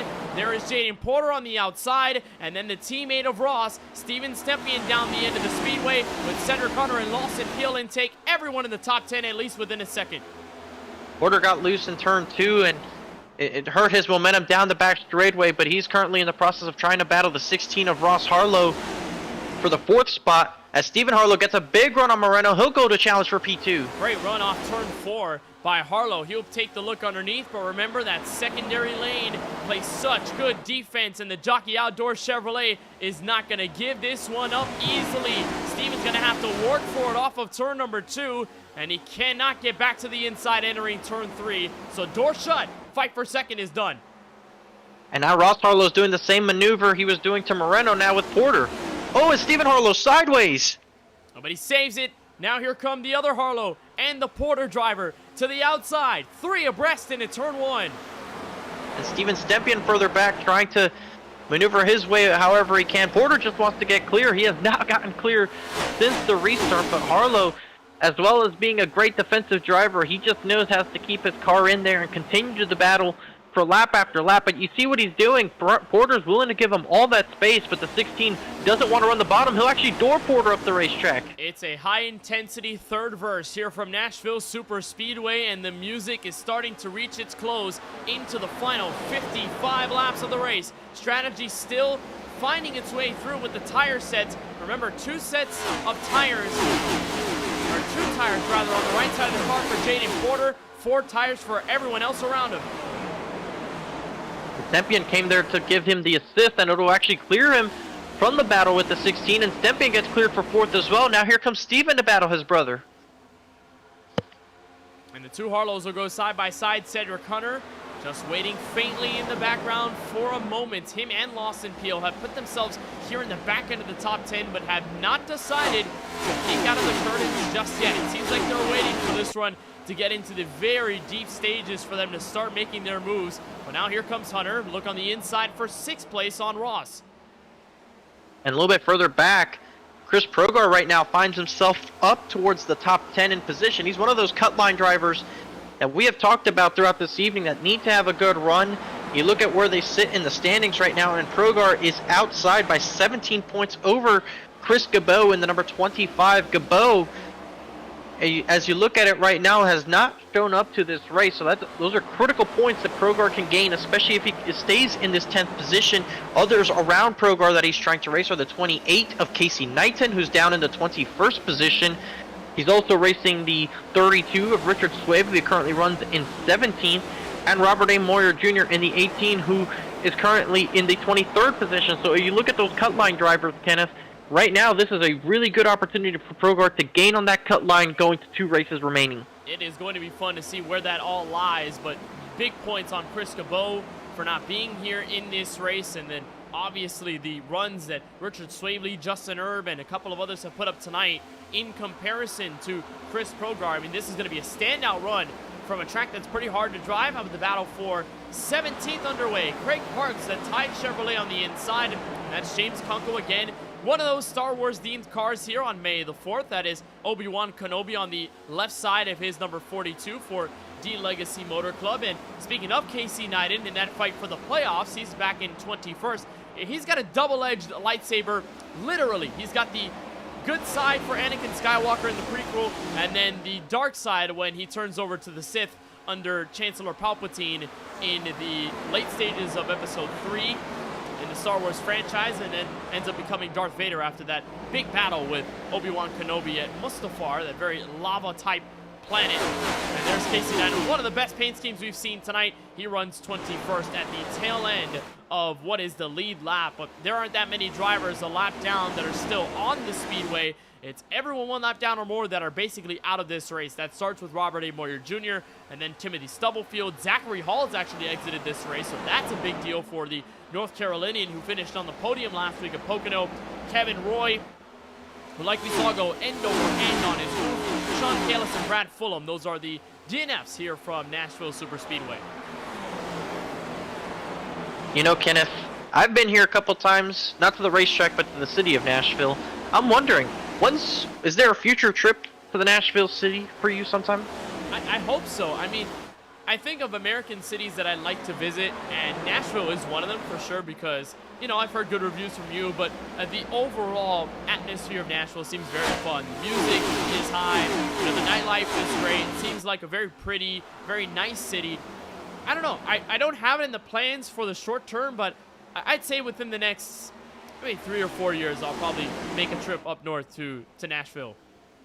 I can't wait to go there. I spend my Friday night before the Indianapolis 500 there, so I'm looking to try and go visit some spots that maybe I couldn't get around to the last time I was there in September, and I'm hoping that for some other reason, but I find a way to route myself through Nashville. If there's anything I can do for Midwestern trips that require me routing myself through Nashville, I'll do it and then drive the 10 hours I have to get to where I actually was going to go for my trip.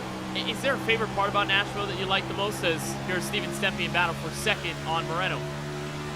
Honestly, Kenneth, it kind of ties back to what you said. It's just an overall thing. The food's great, the live music is great.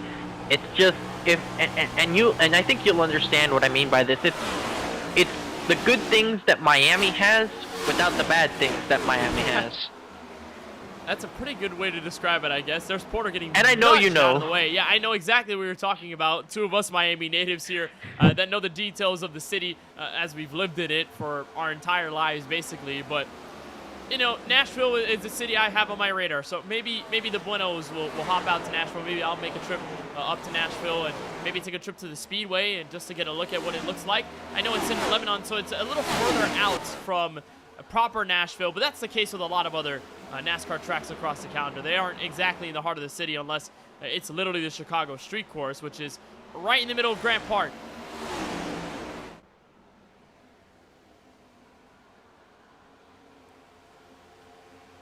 Here is second on back, the fight about 4 to 5 cars deep. Stephen Harlow's going to touch his teammate and get him sideways in turn 1, and they're going to get more involved. Stepien trying to save it, hang on to it, 88, and he does not. Yellow flag out once again from Nashville, and the bad luck continues.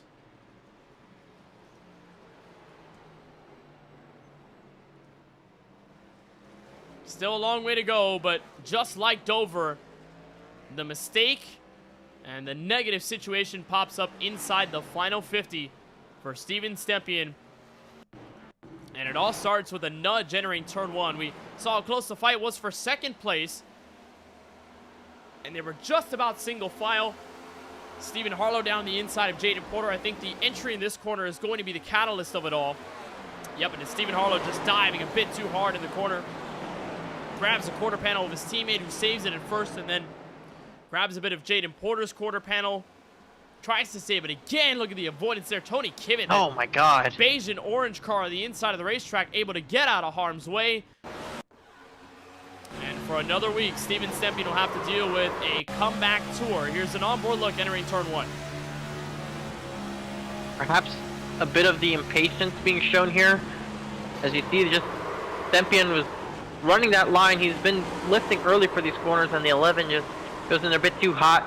Makes secondary contact with Porter that sends him officially spinning. Then right here, a close call with the 20 of Justin Erb, as we'll have cars making their way onto pit road.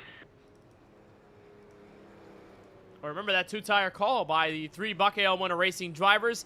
They are again opting for right side tires, and as they came down, they only had 2 sets of tires remaining. A bit different for the BBR squad, who will again emerge 1, 2, 3, and once more it is another right side tire call for the drivers who have been leading this race up until now.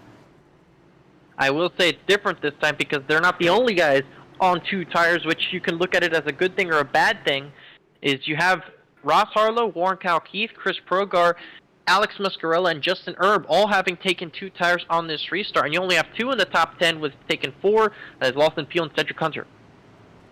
And so 8 out of the top 10 decide that they want to slap on 2. I think they just picked up on the notes from BBR and saw how competitive they were at the front despite only taking those right side fresh tires and just keeping them worn on the left side of the race car. I think they want to be able to sustain some more tire sets down the road should they need them if we end up in overtime, or in the case of just overall speed with efficiency on pit road.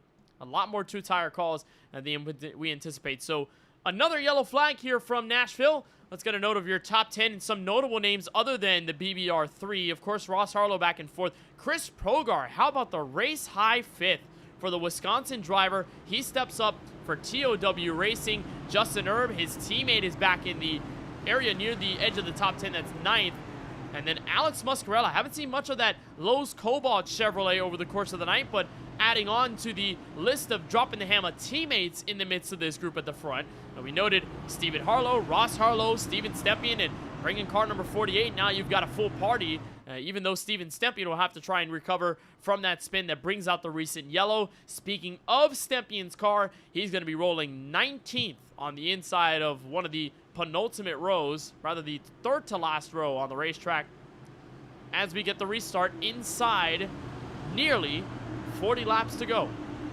We talked about our SK Sim Racing race analysis and how this 100-lap 3rd stage was going to be really important should we have gone green, because it would have enabled some green flag stops. Not a problem anymore. All of these drivers can make it on fuel. Again, it's a question of tires and whether you can save them until the end. But if this goes down to short run speed, it may just be about who has the freshest set of Goodyear Eagles. Green flag waves from Nashville Superspeedway. What an illustrious start by Ross Harlow, taking it nearly 3 wide in turn 1. And they are 3 wide as Progar and Muscarella struggled getting going on that restart. Moreno in the middle of all of this between those guys. They work it back out to 2 wide. Moreno now on the inside of Ross Harlow. These guys made contact a little bit earlier. Warren Cal Keith finds his way up to 5th as Porter and Steven Maggio clear for the top 2 positions. And Warren Kyle Keith puts himself in the top 5 for one of the first times we've seen all night long. Remember, Pocono had put himself at the front, then spun from the lead off turn 2. And then that heartbreak that we mentioned at the tail end of the race in the contact with Steven Maggio. If there's anyone that really wants to come back, it'll be him. There's a spinner in the background. 2 DBR Chevrolets. Kip Easley and Brandon Banks are among those involved. Yellow flag out almost instantaneously off the restart. And Kip Easley, the Missouri native who had been right in the fight for the cut line in points, did not need that to happen. Tony Kivitt got a piece of it, and I'm telling you, he nearly got Richard Swavely into that, who was nowhere near it, and nearly got himself into it. So Richard Swavely thanking his lucky stars for this one. Well, here's a look at the aerial shot, how this all unfolded. Fight on the inside, that's Justin Erb, that orange, white, and gray Chevrolet. And easily just backed up, made contact, and lost the race car. Catches Brandon Banks. Richard Swavely nearly gets punted from the rear bumper, even though he did get a touch of the spinning Banks in front of him. And Tony Kivitt escapes again. Somehow, he is able to find his way out of these incidents in that Justin Allgaier-inspired paint scheme that he ran in Daytona earlier this year. Take a look from Kivitt. And how about Craig Parks as well, who was the car just behind him with a similar enough avoidance? Get a look here from the number 17.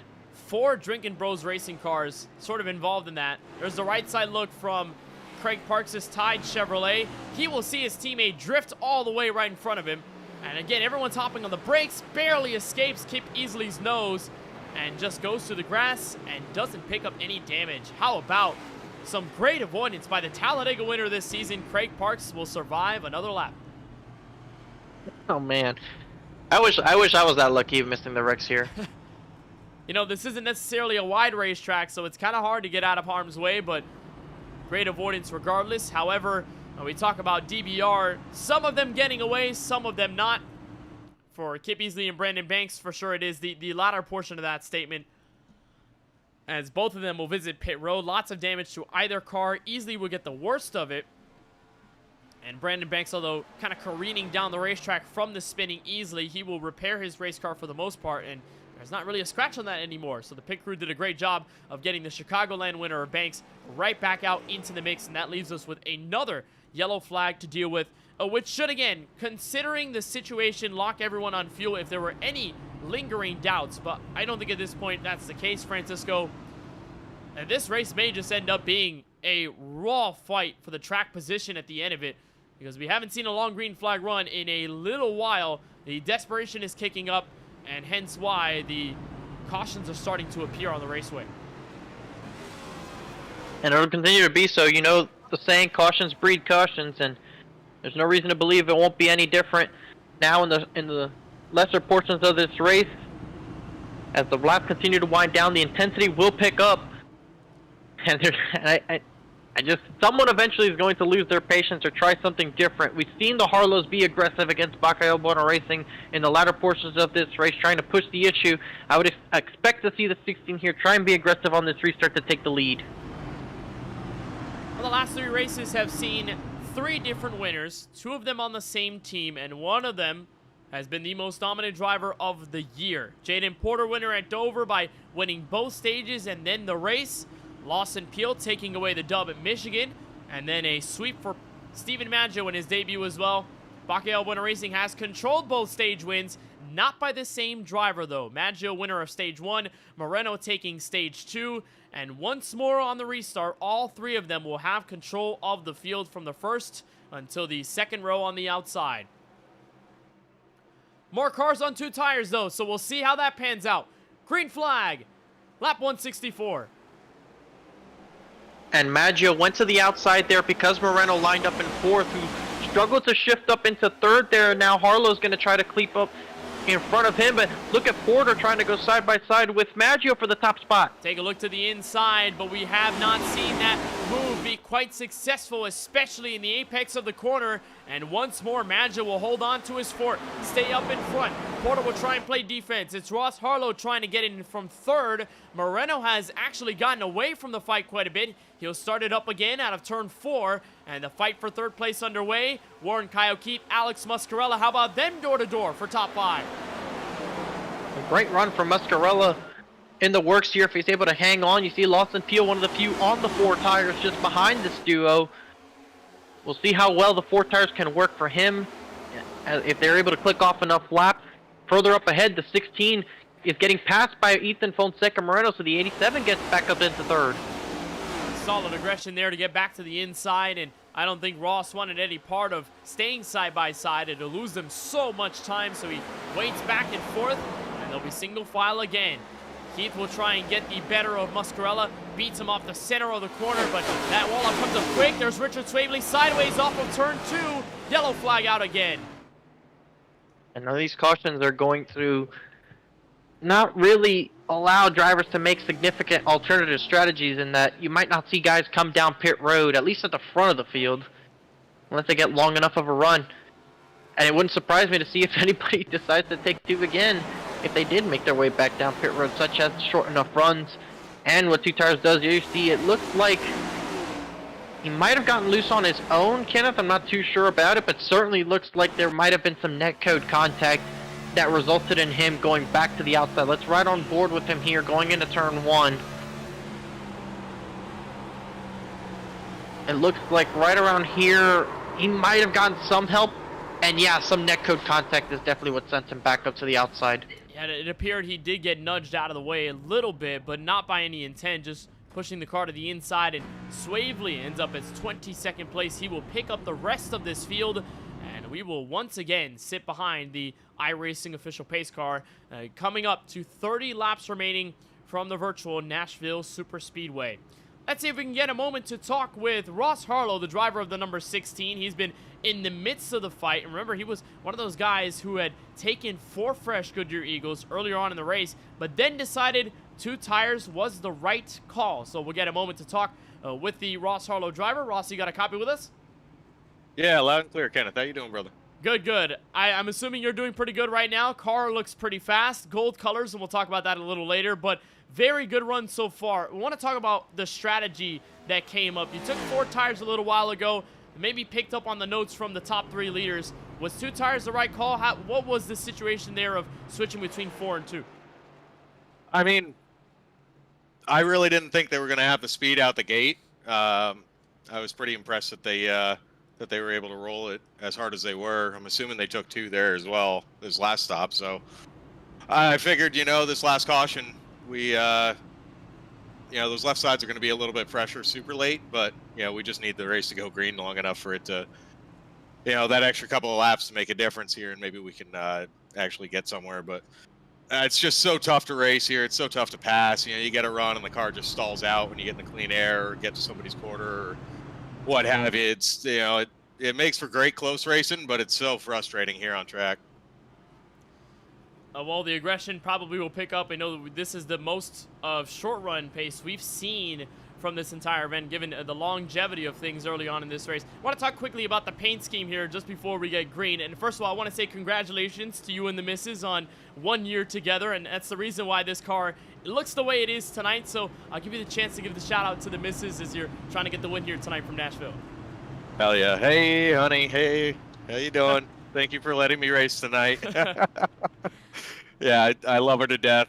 God bless her. I mean, yeah, I say it every time I get interviewed, right? Wouldn't be doing this if it wasn't for her. So, yeah, she's an absolute gem and a half, and couldn't be more excited to see what the next years, bring for us.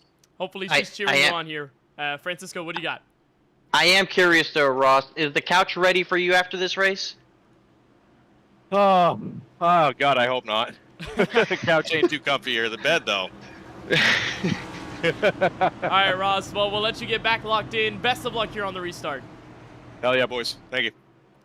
That's Ross Harlow joining us from what is now 4th on the racetrack outside of row 2. Cheeky, Francisco. Cheeky. We'll get back to the restart. It might be in the fine print in the agreement to let this happen. All right, well, green flag is out. 30 laps to go at the stripe. Here from Lebanon, Tennessee, Maggio the leader. He jumps out first, no surprise. Porter will try and fend off his teammate Moreno. Harlow and Keith waiting in the ranks, back to turn 1. And this time Maggio gets a better launch, doesn't allow one of those two to go side by side with him. Instead, they'll be side by side with each other as Porter momentarily blinks out.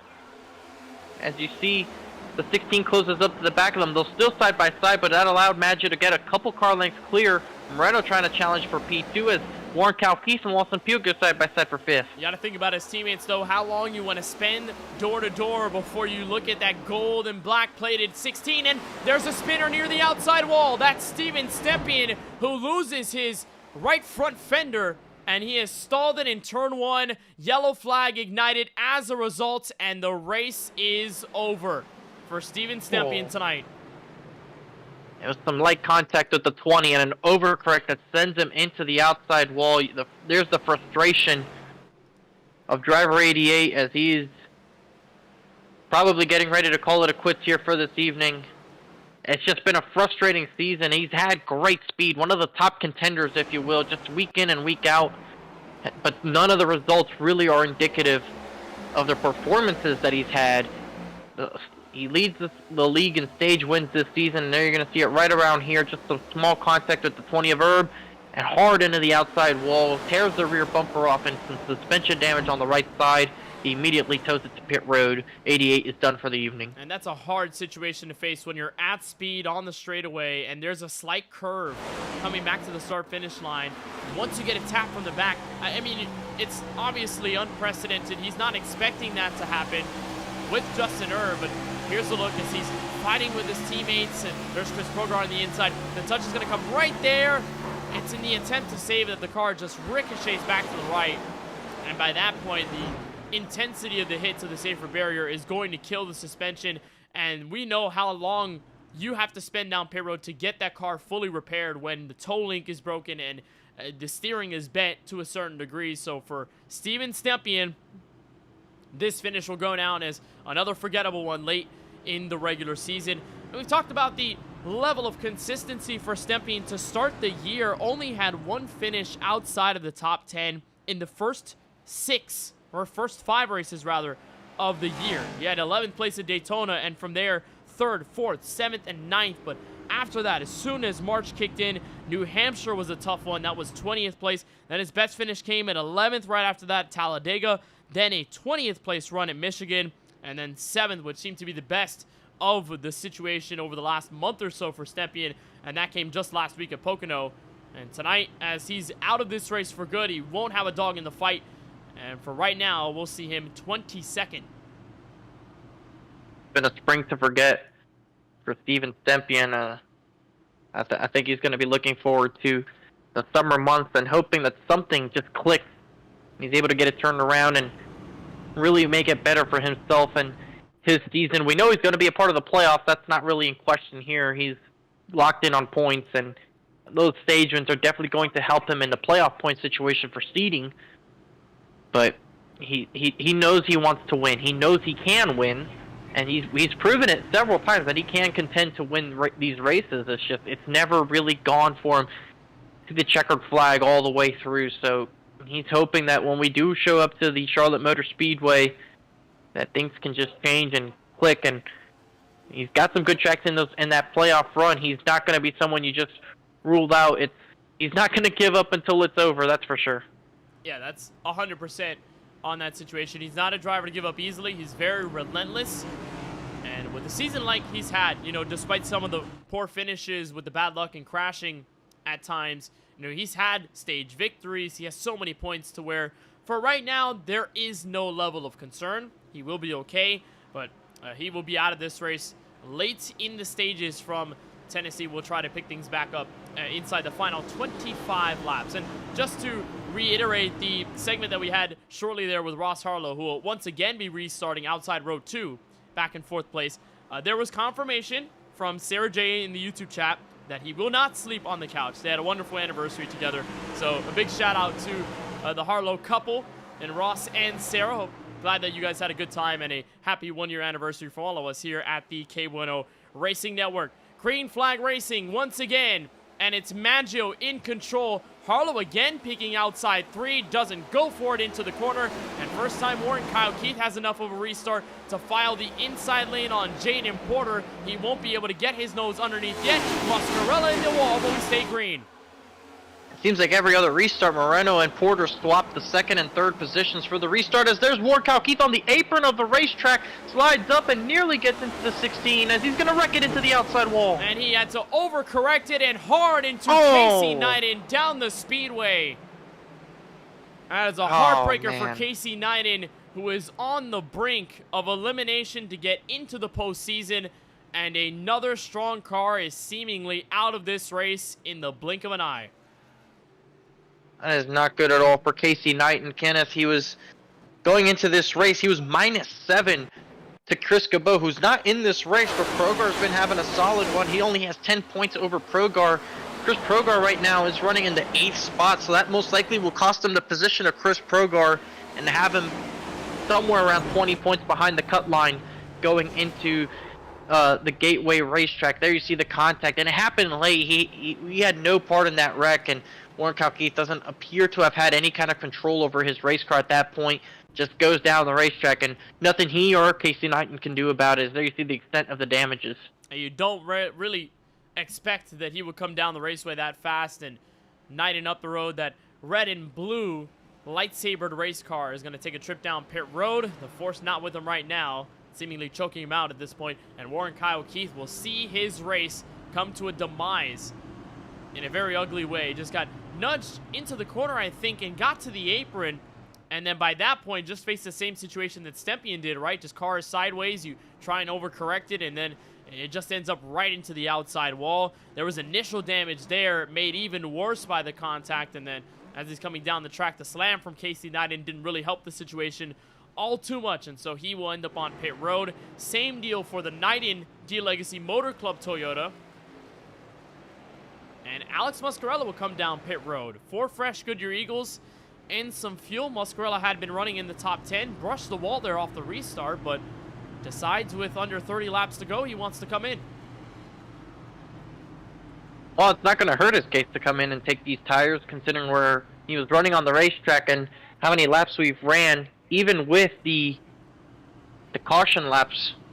Get some tires on that car and maybe be able to do something with it. How about that? Kevin Roy, who flipped earlier in this race, he's 44 laps down, got all the damages he could get repaired available. He's climbed his way up to 23rd. The attrition has allowed him to make up some more positions, and he might attempt to have a shot to try and get past Steven Stempien. He might need an overtime restart to actually get by the 88, but I mean, he's one of those drivers on the cut line. I believe he has to win to get in, but what an effort. You know, Kevin Roy, you can say a lot of things about him, but giving up is not something to describe. Car number 77 this evening from Nashville. He's going to continue in this race. And yeah, you're right. It's going to take possibly all attempts at overtime for Roy to even have a shot at Stempien's position, which is 22nd, because Stempien right now is 7 laps down and counting. Roy is staying out of the way to not be further laps down on the board, 44. So it's a 37 lap difference with under 30 laps to go. We're now under 25 laps to go, so we will need overtime to go all the way until the end, and then we would need to run those caution flags on the final attempt to decide a winner under yellow for Roy to get 22nd. So I think realistically 23rd is where he will finish, but still many things can change, as we've seen over the last stage and a half with the strategy and now with the flurry of yellows as of late. Green flag will raise once again. It's all about short run consistency, and it's a better jump by the inside groove. They will not clear, at least second will not clear back to turn 1. Moreno will have a look to the outside, and now Hunter and Peel, who had been running in the back half of the top 10 for most of this race, they're in striking distance. Oh, Moreno gets a little bit up on the racetrack. Peel's going to push the 87 down the back straightaway, tries to peek through the middle, but Moreno's able to hang on there, and it was a brief moment. He had to drift up the racetrack to avoid making any contact with the 91 of Jaden Porter, but now they'll go side by side again. Moreno looks to the outside of Porter, continuing to battle for second behind Steven Maggio. There's Lawson Peel now slotting to the inside. Remember, he's on 4 tires compared to these guys, but with the amount of caution laps, how much has the tires kind of equaled out? And they may have equaled out already enough to the point where there really isn't an advantage for having 4 versus having 2. We've seen at least 3 to 4 yellow flags come out and limit the amount of time under green flag racing. Peel remains on the bottom end of Moreno's Jockey Outdoors Chevrolet. Battle further back inside the top 10. Stephen Harlow trying to fend off that dark blue and black Chevrolet of Chris Progar, that TOW Racing entry. Has had a phenomenal race tonight, and the same can be said sensationally for Justin Erb, who will definitely get rewarded nicely if he wins or stays up front. Caution flag out James again. Kunkel. James Kunkel, the spinner.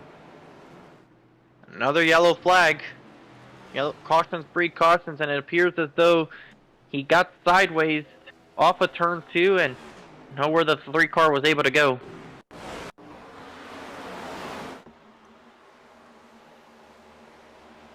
You're right there. Inside the top 20.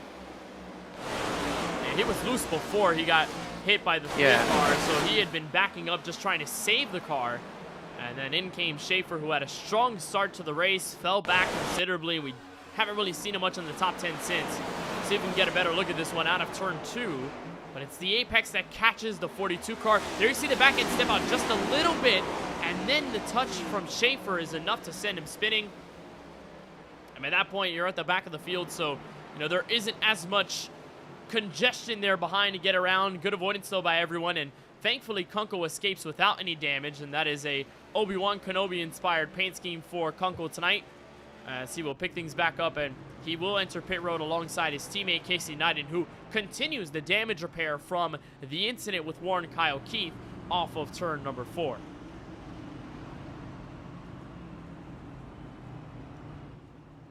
CJ Munier also on pit road, that New Jersey Red Devils car.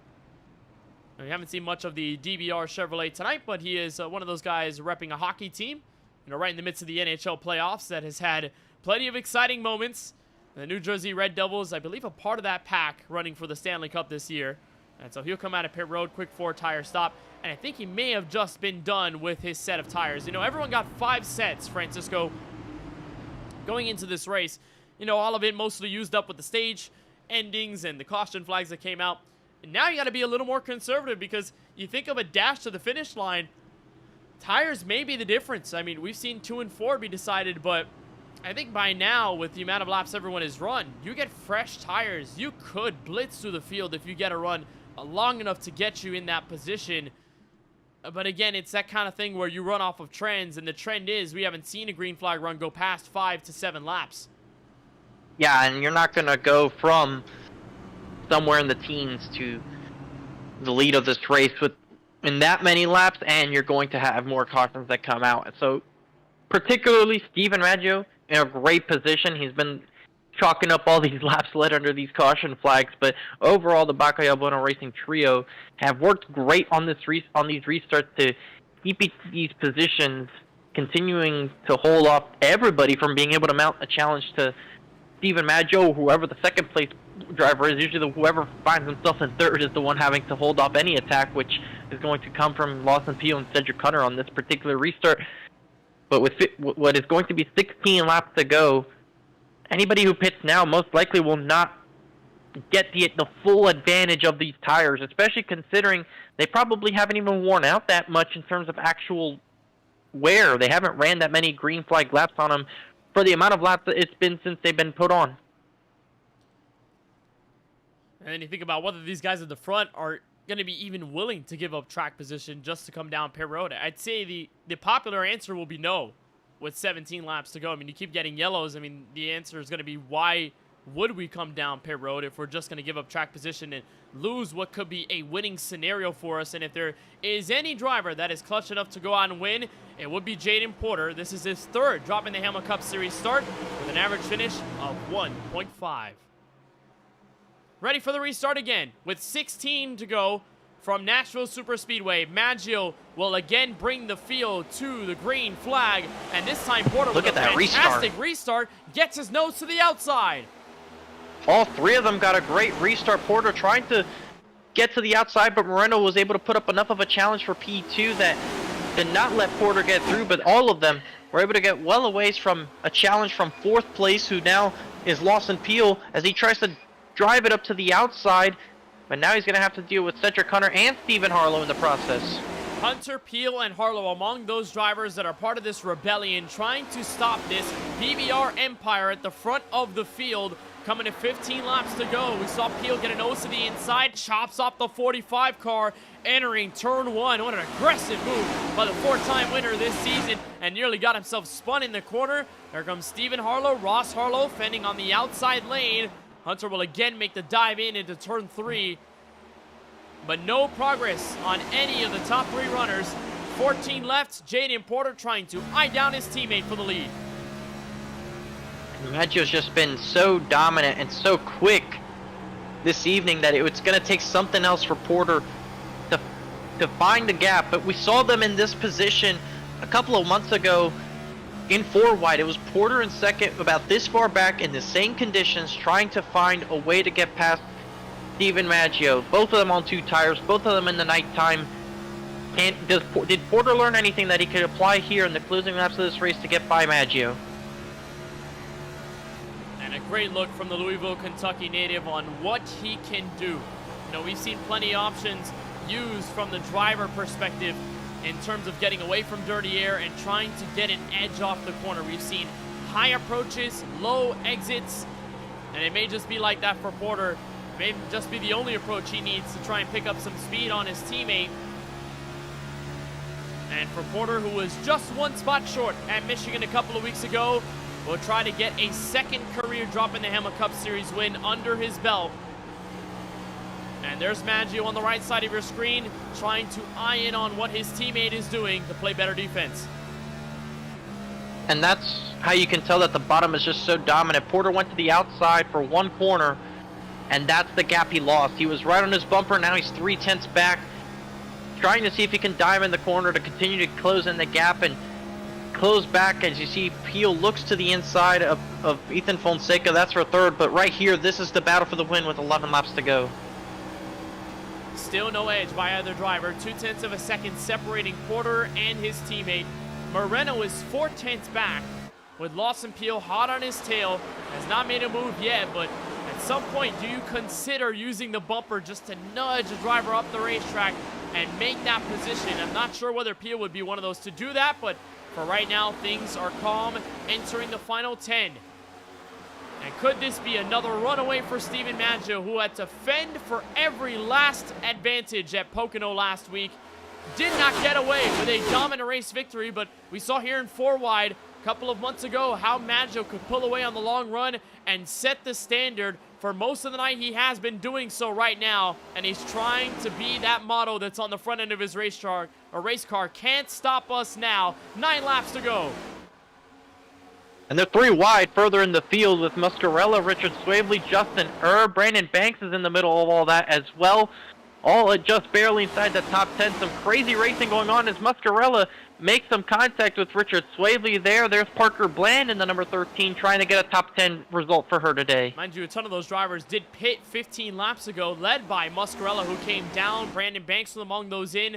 Parker Bland, I believe, had been on a stop 35 laps ago with everyone else, so she's just trying to survive on an older set of Goodyear Eagles. And everyone in the fray through the top 10, just trying to get a good finish. And Muscarella, great job to get up to 9th, and ahead of him, like we documented a bit ago, is Chris Progar, who's done well in this race to get himself up into 8th place. And that's going to really help his situation at the cut line. As there's Cedric Hunter, Stephen Harlow, Ross Harlow, all battling for the 5th place position. Lawson Peel lost a little bit of touch with Ethan Fonseca on the battle for trying to get up into 3rd. And Porter continues to be within about 2 seconds of Maggio. But is there any move? There is the distance from 2nd to 3rd. Moreno has not been able to pick back up the distance lost. There's Hunter on the inside of Stephen Harlow. The fellow brother might decide to help his Porter teammate. Sideways. He was sideways off the corner trying to put the power down and was able to hang on to it, and it didn't exactly cost him time, but it certainly didn't help him gain any time, and now he finds himself about 0.3 of a second behind Maggio. And that was the Achilles heel for Porter at Michigan, which lost him the race under strategy against Lawson Peel. It wasn't exactly because of a tire situation or anything like that. It was just trying to push in the dirty air right behind that car that you know is just as strong as you are. And for Porter, he got loose a couple of times, nearly had some encounters with the outside wall late in the stages of that race, and that is exactly what opened up the gap between himself and Lawson Peel. And had Lawson Peel made any mistakes, it would have brought Porter back in, but he stayed flawless, and that is what got him the 4th race victory of the season. Will it happen for a 2nd straight time in Porter's 3rd career start? 4 laps to go at the stripe. Gap is as big as we've seen it, 0.4 of a second. And the gap between P3 and P4 has also grown. Lawson Peel now has fallen back to the clutches of Stephen Harlow, who tries to make a move for P4. What a recovery it's been for Stephen Harlow as well with the early damage, the contact later on in the race. He sits in P5 right now with Cedric Hunter on his tail. Those 4 cars are going to try to battle for top 5 positions. You see Hunter now peeking to the inside, trying to see if he could take that spot away as Harlow taps the outside wall. And they're going to be racing very aggressively here in the final laps as Justin Erb and Eric Schaefer race aggressively for a spot in the top 10. Hunter trying to reach for his 3rd consecutive top 5 finish since April 13th at the Michigan International Speedway. Would be another solid finish for the Category 5 Esports Toyota. But inside 2 laps to go, they are all watching Steven Maggio, who has picked up the pace on his teammate Jaden Porter, now nearly a 10th faster, entering the final 2.6 miles from Lebanon, Tennessee. Now Porter has to worry about one more thing, his teammate Moreno back in 3rd. And they can battle now because look at the gap that Lawson Peel has now lost to them, and now they're battling for 4th. So for Porter and Moreno, as long as they don't wreck each other, this is a free battle for second place in this race, as Maggio is a foregone conclusion coming to the white flag. And this would be Moreno's best career Droppin the Hammah Cup Series finish, despite having one of the best average finish, or rather average starts we've seen out of a driver. He's looking for his first career podium. While up the road, Steven Maggio, who last week stepped onto the scene and stepped in without any hesitation, took the sweep of the stages and won in a nail-biting finish, this time with a little less pressure from the rear view mirror. Into 3 and 4 for the final time, Steven Maggio will become the first other driver than Lawson Peel to win more than one race. Checkered flag from Nashville. Maggio gets string music in the Music City. And the battle between Moreno and Porter to the line for P2. It is Moreno that's able to take the upper hand away from Jaden Porter. And how about that, Kenneth? A 1-2-3 effort for KBueno Racing at a concrete racetrack. This is their bread and butter officially.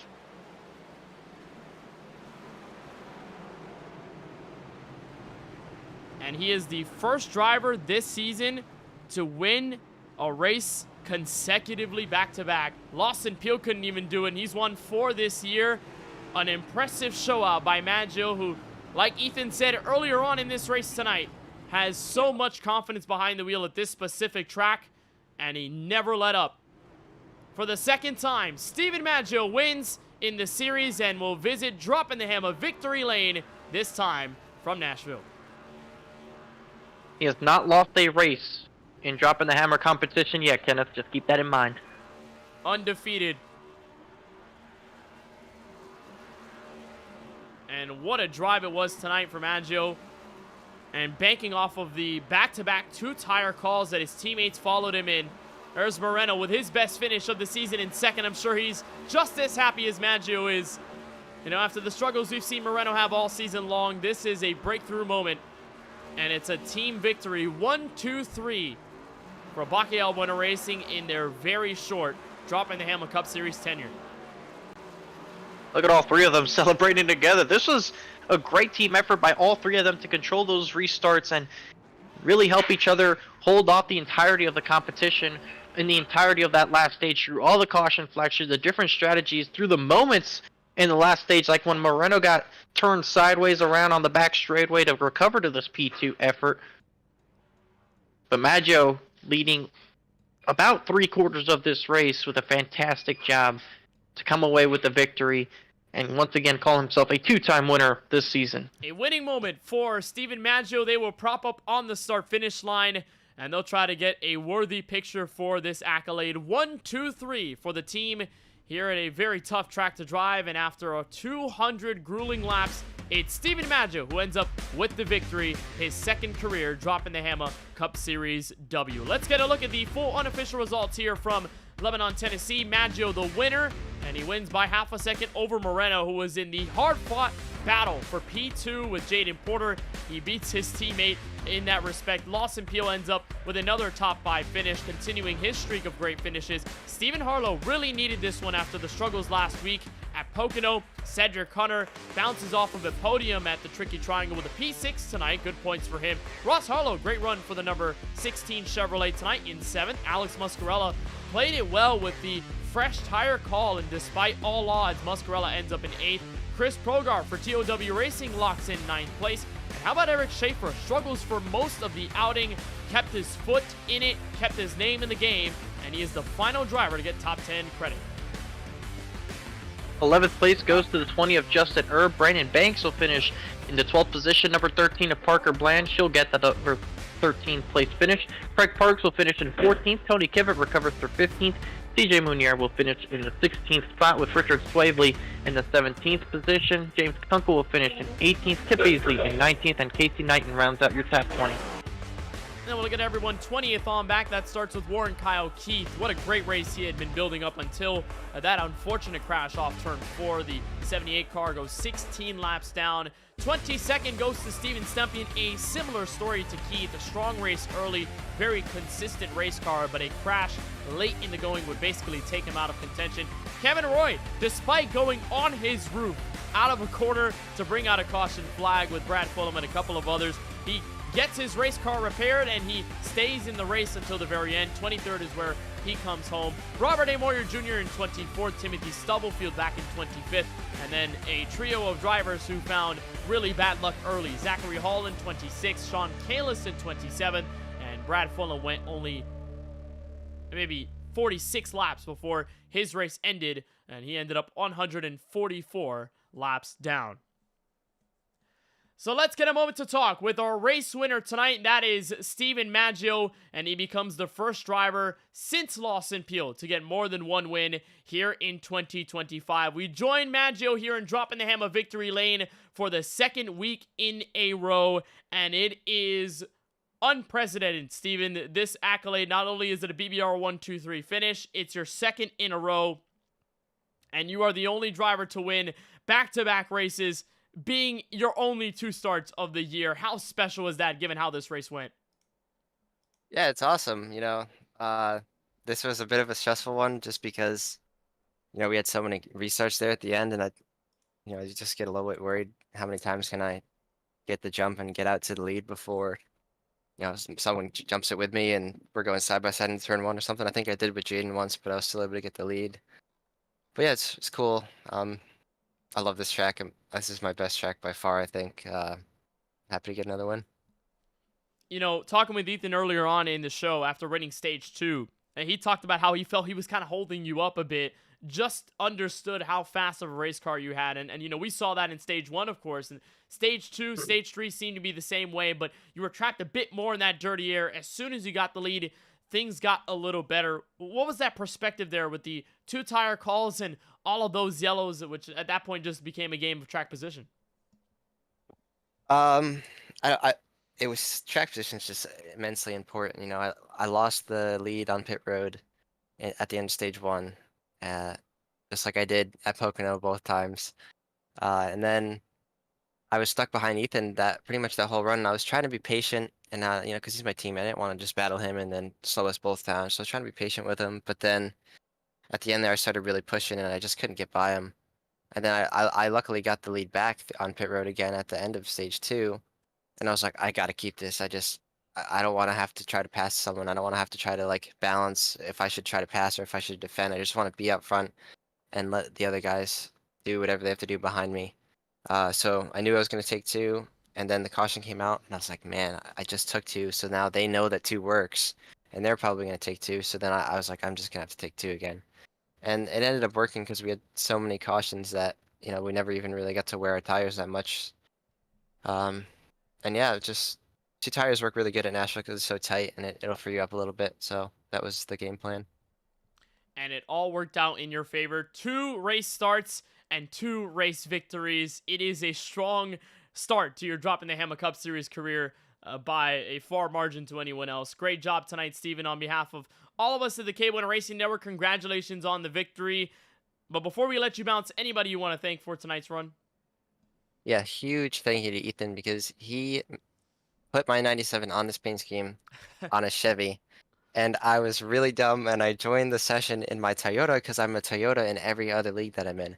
So then he had a rush to put this scheme on a Toyota so that I could run it, and he did that, and it was awesome. So big thank you to him. And then the rest of my team, and me, Jaden, and Ethan were 1, 2, 3 there, and I feel like we kind of controlled the race the whole time, and they were doing a good job, not holding people up, but the third guy in third was the first line of defense to try to stop the guys that were really pushing early on, and it really helped the guy in second and first. So we kind of had that teamwork worked out, and then we were doing all those restarts together. So big shout out to our team. 1, 2, 3 is really cool, and shout out to you guys in the booth.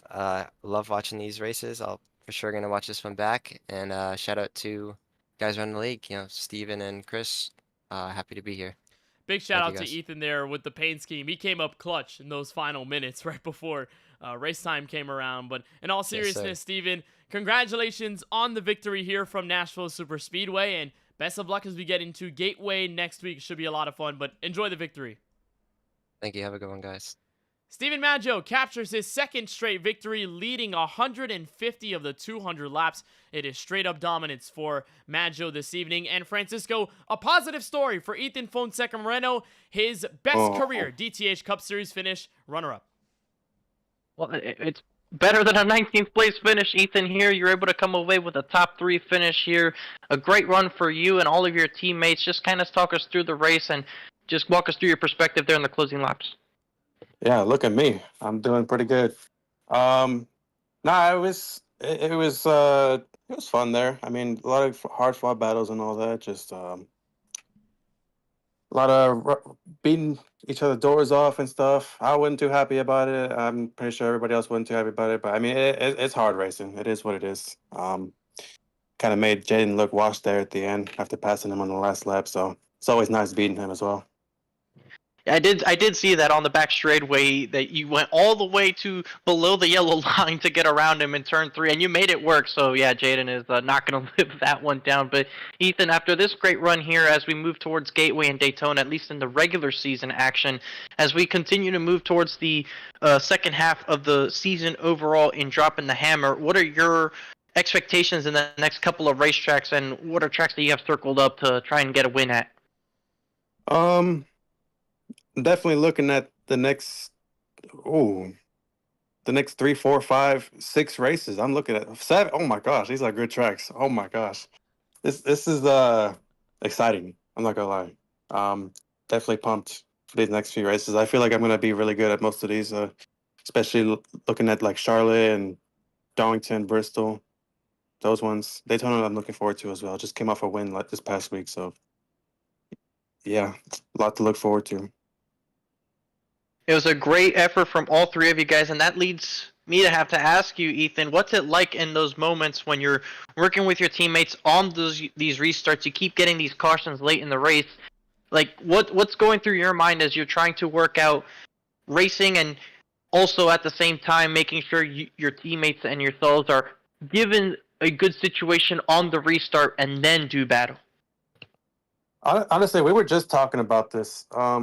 I feel like sometimes, like, because we were all up there, and we're trying to make sure that we all like come away with a good finish and all that. But I feel like it's harder to do it that way with our teammates because we all want to go for the win as well. So it's a tough decision to do to kind of like settle in for a spot, especially knowing that when clean air is super important and could help us to go for the win. You know, it's just a lot of things to consider. But you know, ultimately, yes, it is great to have us 3, 1, 2, 3 there. But you know, just when it comes to like wanting to go for the win and all that, that's when it becomes tough. But you know, I'm glad to run with these guys. Honestly, wouldn't want to do it with anybody else. You know, it's nice to always have good runs with the whole team at the end of these. We appreciate the time you take with us here, Ethan. And before we let you go, give you the floor and so you can give the shout out to everybody that helps make this possible for you. Well, we got Jockey Outdoors on the hood today, and Bush Light right next to me, and who's this guy right now? Oh, he's gone. Okay. Mr. 97. Gotta thank my teammates. Gotta thank KBRN, KBueno Racing Network, and the team BBR Trackhouse Racing. Shout out to Trackhouse, by the way. Appreciate the time you take with us, Ethan. There was some great paint schemes you're able to provide there out on the racetrack today. We hope to see some more fire in the next handful of races. Congrats on P2. We hope to see you out there at Gateway. Yes, sir. You can count on it. It's Ethan Fonseca Moreno getting second place. I love the reaction there about the stretch of races we'll have from the end of the regular season to the playoffs. He was very, very excited about that. But on the other end of that second place battle is Jaden Porter, who joins us now from third. And Jaden, 3 starts in Droppin the Hammah Cup Series action. You had 1.5 average finish going into tonight, and it should still be very, very high with a third place finish this evening. What was that perspective there in that final green flag run? You and Moreno going at it for second place. Yeah, I was trying to block him because I didn't want. I hate losing to him, and I burnt off my right front trying to catch Steven, and I was just struggling at the last 5 laps. I'm pretty sure, and he was able to catch me. I threw a massive block down the backstretch, and I was trying to beat him because I don't like losing to him. He likes to talk crap. But yeah, it was honestly an adventure race for my race. Didn't qualify well, and almost spun out, and then just worked my way up and was able to get top 3, I guess. Speaking of trash talk, Ethan was just with us here for finishing second. He said you were kind of washed for letting him go by for second. Just I guess a little banter there from him, but regardless, still a very strong night for the 3 music-themed cars out of the BBR staple. What have you seen from the overall takeaway in your first 3 starts? Because we haven't seen this quite yet. The outright domination from your entry into the series at Dover, and then as Moreno and Maggio followed suit, it seemed like there is a shift in momentum from who had the upper hand early on in the season to what it looks like now. What seems to be your takeaway after your first 3 starts, and what that could say for your future in this series heading into the playoffs, just running more races and having your teammates along with you for the ride? Yeah, I just feel like everyone at BBR, we have like a great connection. We know how to work with each other really well, and it shows on the racetrack. I mean, we go into any league and we run races and we run out front all the time. This shows the strong connection we have with each other and how good racers we have. Like, Steven's really good, Ethan's really good, and we have other drivers that are also really good. But for this league, I like my future in this league. I like running it. Obviously, second half of the race tonight was a little rough with the cautions, but my first 3 races I've enjoyed racing here. I enjoyed racing a lot of guys. A lot of guys I kind of know, like the DBR guys, them, and a couple other guys. But yeah, I enjoy racing this series, and hopefully I'll be able to run full time next season and make the playoffs.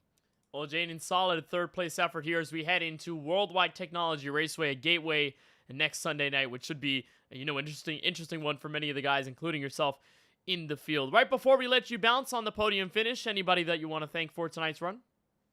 Yeah, I'd like to thank everyone at KBueno Racing. Steven, I'm not going to thank Ethan because he talked trash on me in the interview. He called me washed. I don't think he has a win in this series yet. So until he gets a win in this series, he can't call me washed.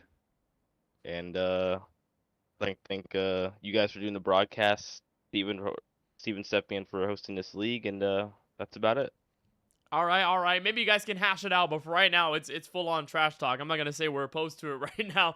But Jaden, congratulations in all seriousness on the 3rd place finish here tonight from Nashville. Great run, and we'll see you all at Gateway next Sunday. All right, thank you. Jaden Porter walks away with 3rd place here from Lebanon, Tennessee.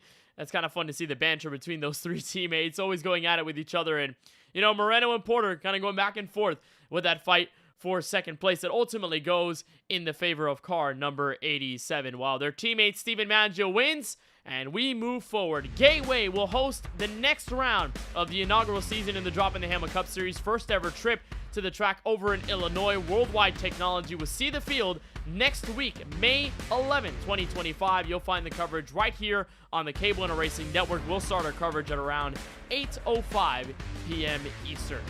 Francisco, now we talk about 7 points for the 16th spot in the playoffs. And that conversation is going to only grow larger in the overall narrative of this series, because now you've got Gateway, such a very difficult track at a little over a mile. And then you got to go with Daytona, a track that we started with for the season, super speedway, to decide those that will fight for a title this year. And really, Gateway is the last true opportunity to control your destiny, because we know the chaos Daytona and super speedway racing can bring. And you're at the subject of just about everybody else there on the racetrack for you and your hopes. So you don't want to leave anything up to chance at Daytona. You want to take care of it at Gateway, which is no easy racetrack to do such a thing. It's a difficult racetrack in its own right, the way you drive it, the way the setup is. So you just kind of have to make sure you can take care of your car and be there at the end. That's your best hope for getting on through if you're at the cut line. And then you start looking forward to Charlotte after the Memorial Day weekend break. And how about that? Mother's Day next weekend. Shout out to everybody, and hopefully everybody has a good Mother's Day next weekend. We'll have a very special Mother's Day broadcast for you again. That's May 11th, next Sunday night, 8:05 p.m. Eastern, for the coverage right here on the KBueno Racing Network. We've got a ton of great tracks still to go here in this season, and that includes the beginning of the playoffs as we run down to Homestead. But for right now, we focus on the end of Nashville, and the second career victory for Steven Maggio comes here in the Music City. For Steven Stepien, Chris Progar, and the entire crew at the Droppin' the Hammah Cup Series for making this series happen each and every week, and for all of the lovely beings that make the KBueno Racing Network, for Charlie Byer, Keelan Melsha, Eli Comerford, and for my colleague in the booth tonight, Francisco Bacallao, I'm Kenneth Bueno saying so long from Nashville. The Pitbull car wins. Steven Maggio gets his second career victory in a back-to-back. We'll see you at Gateway.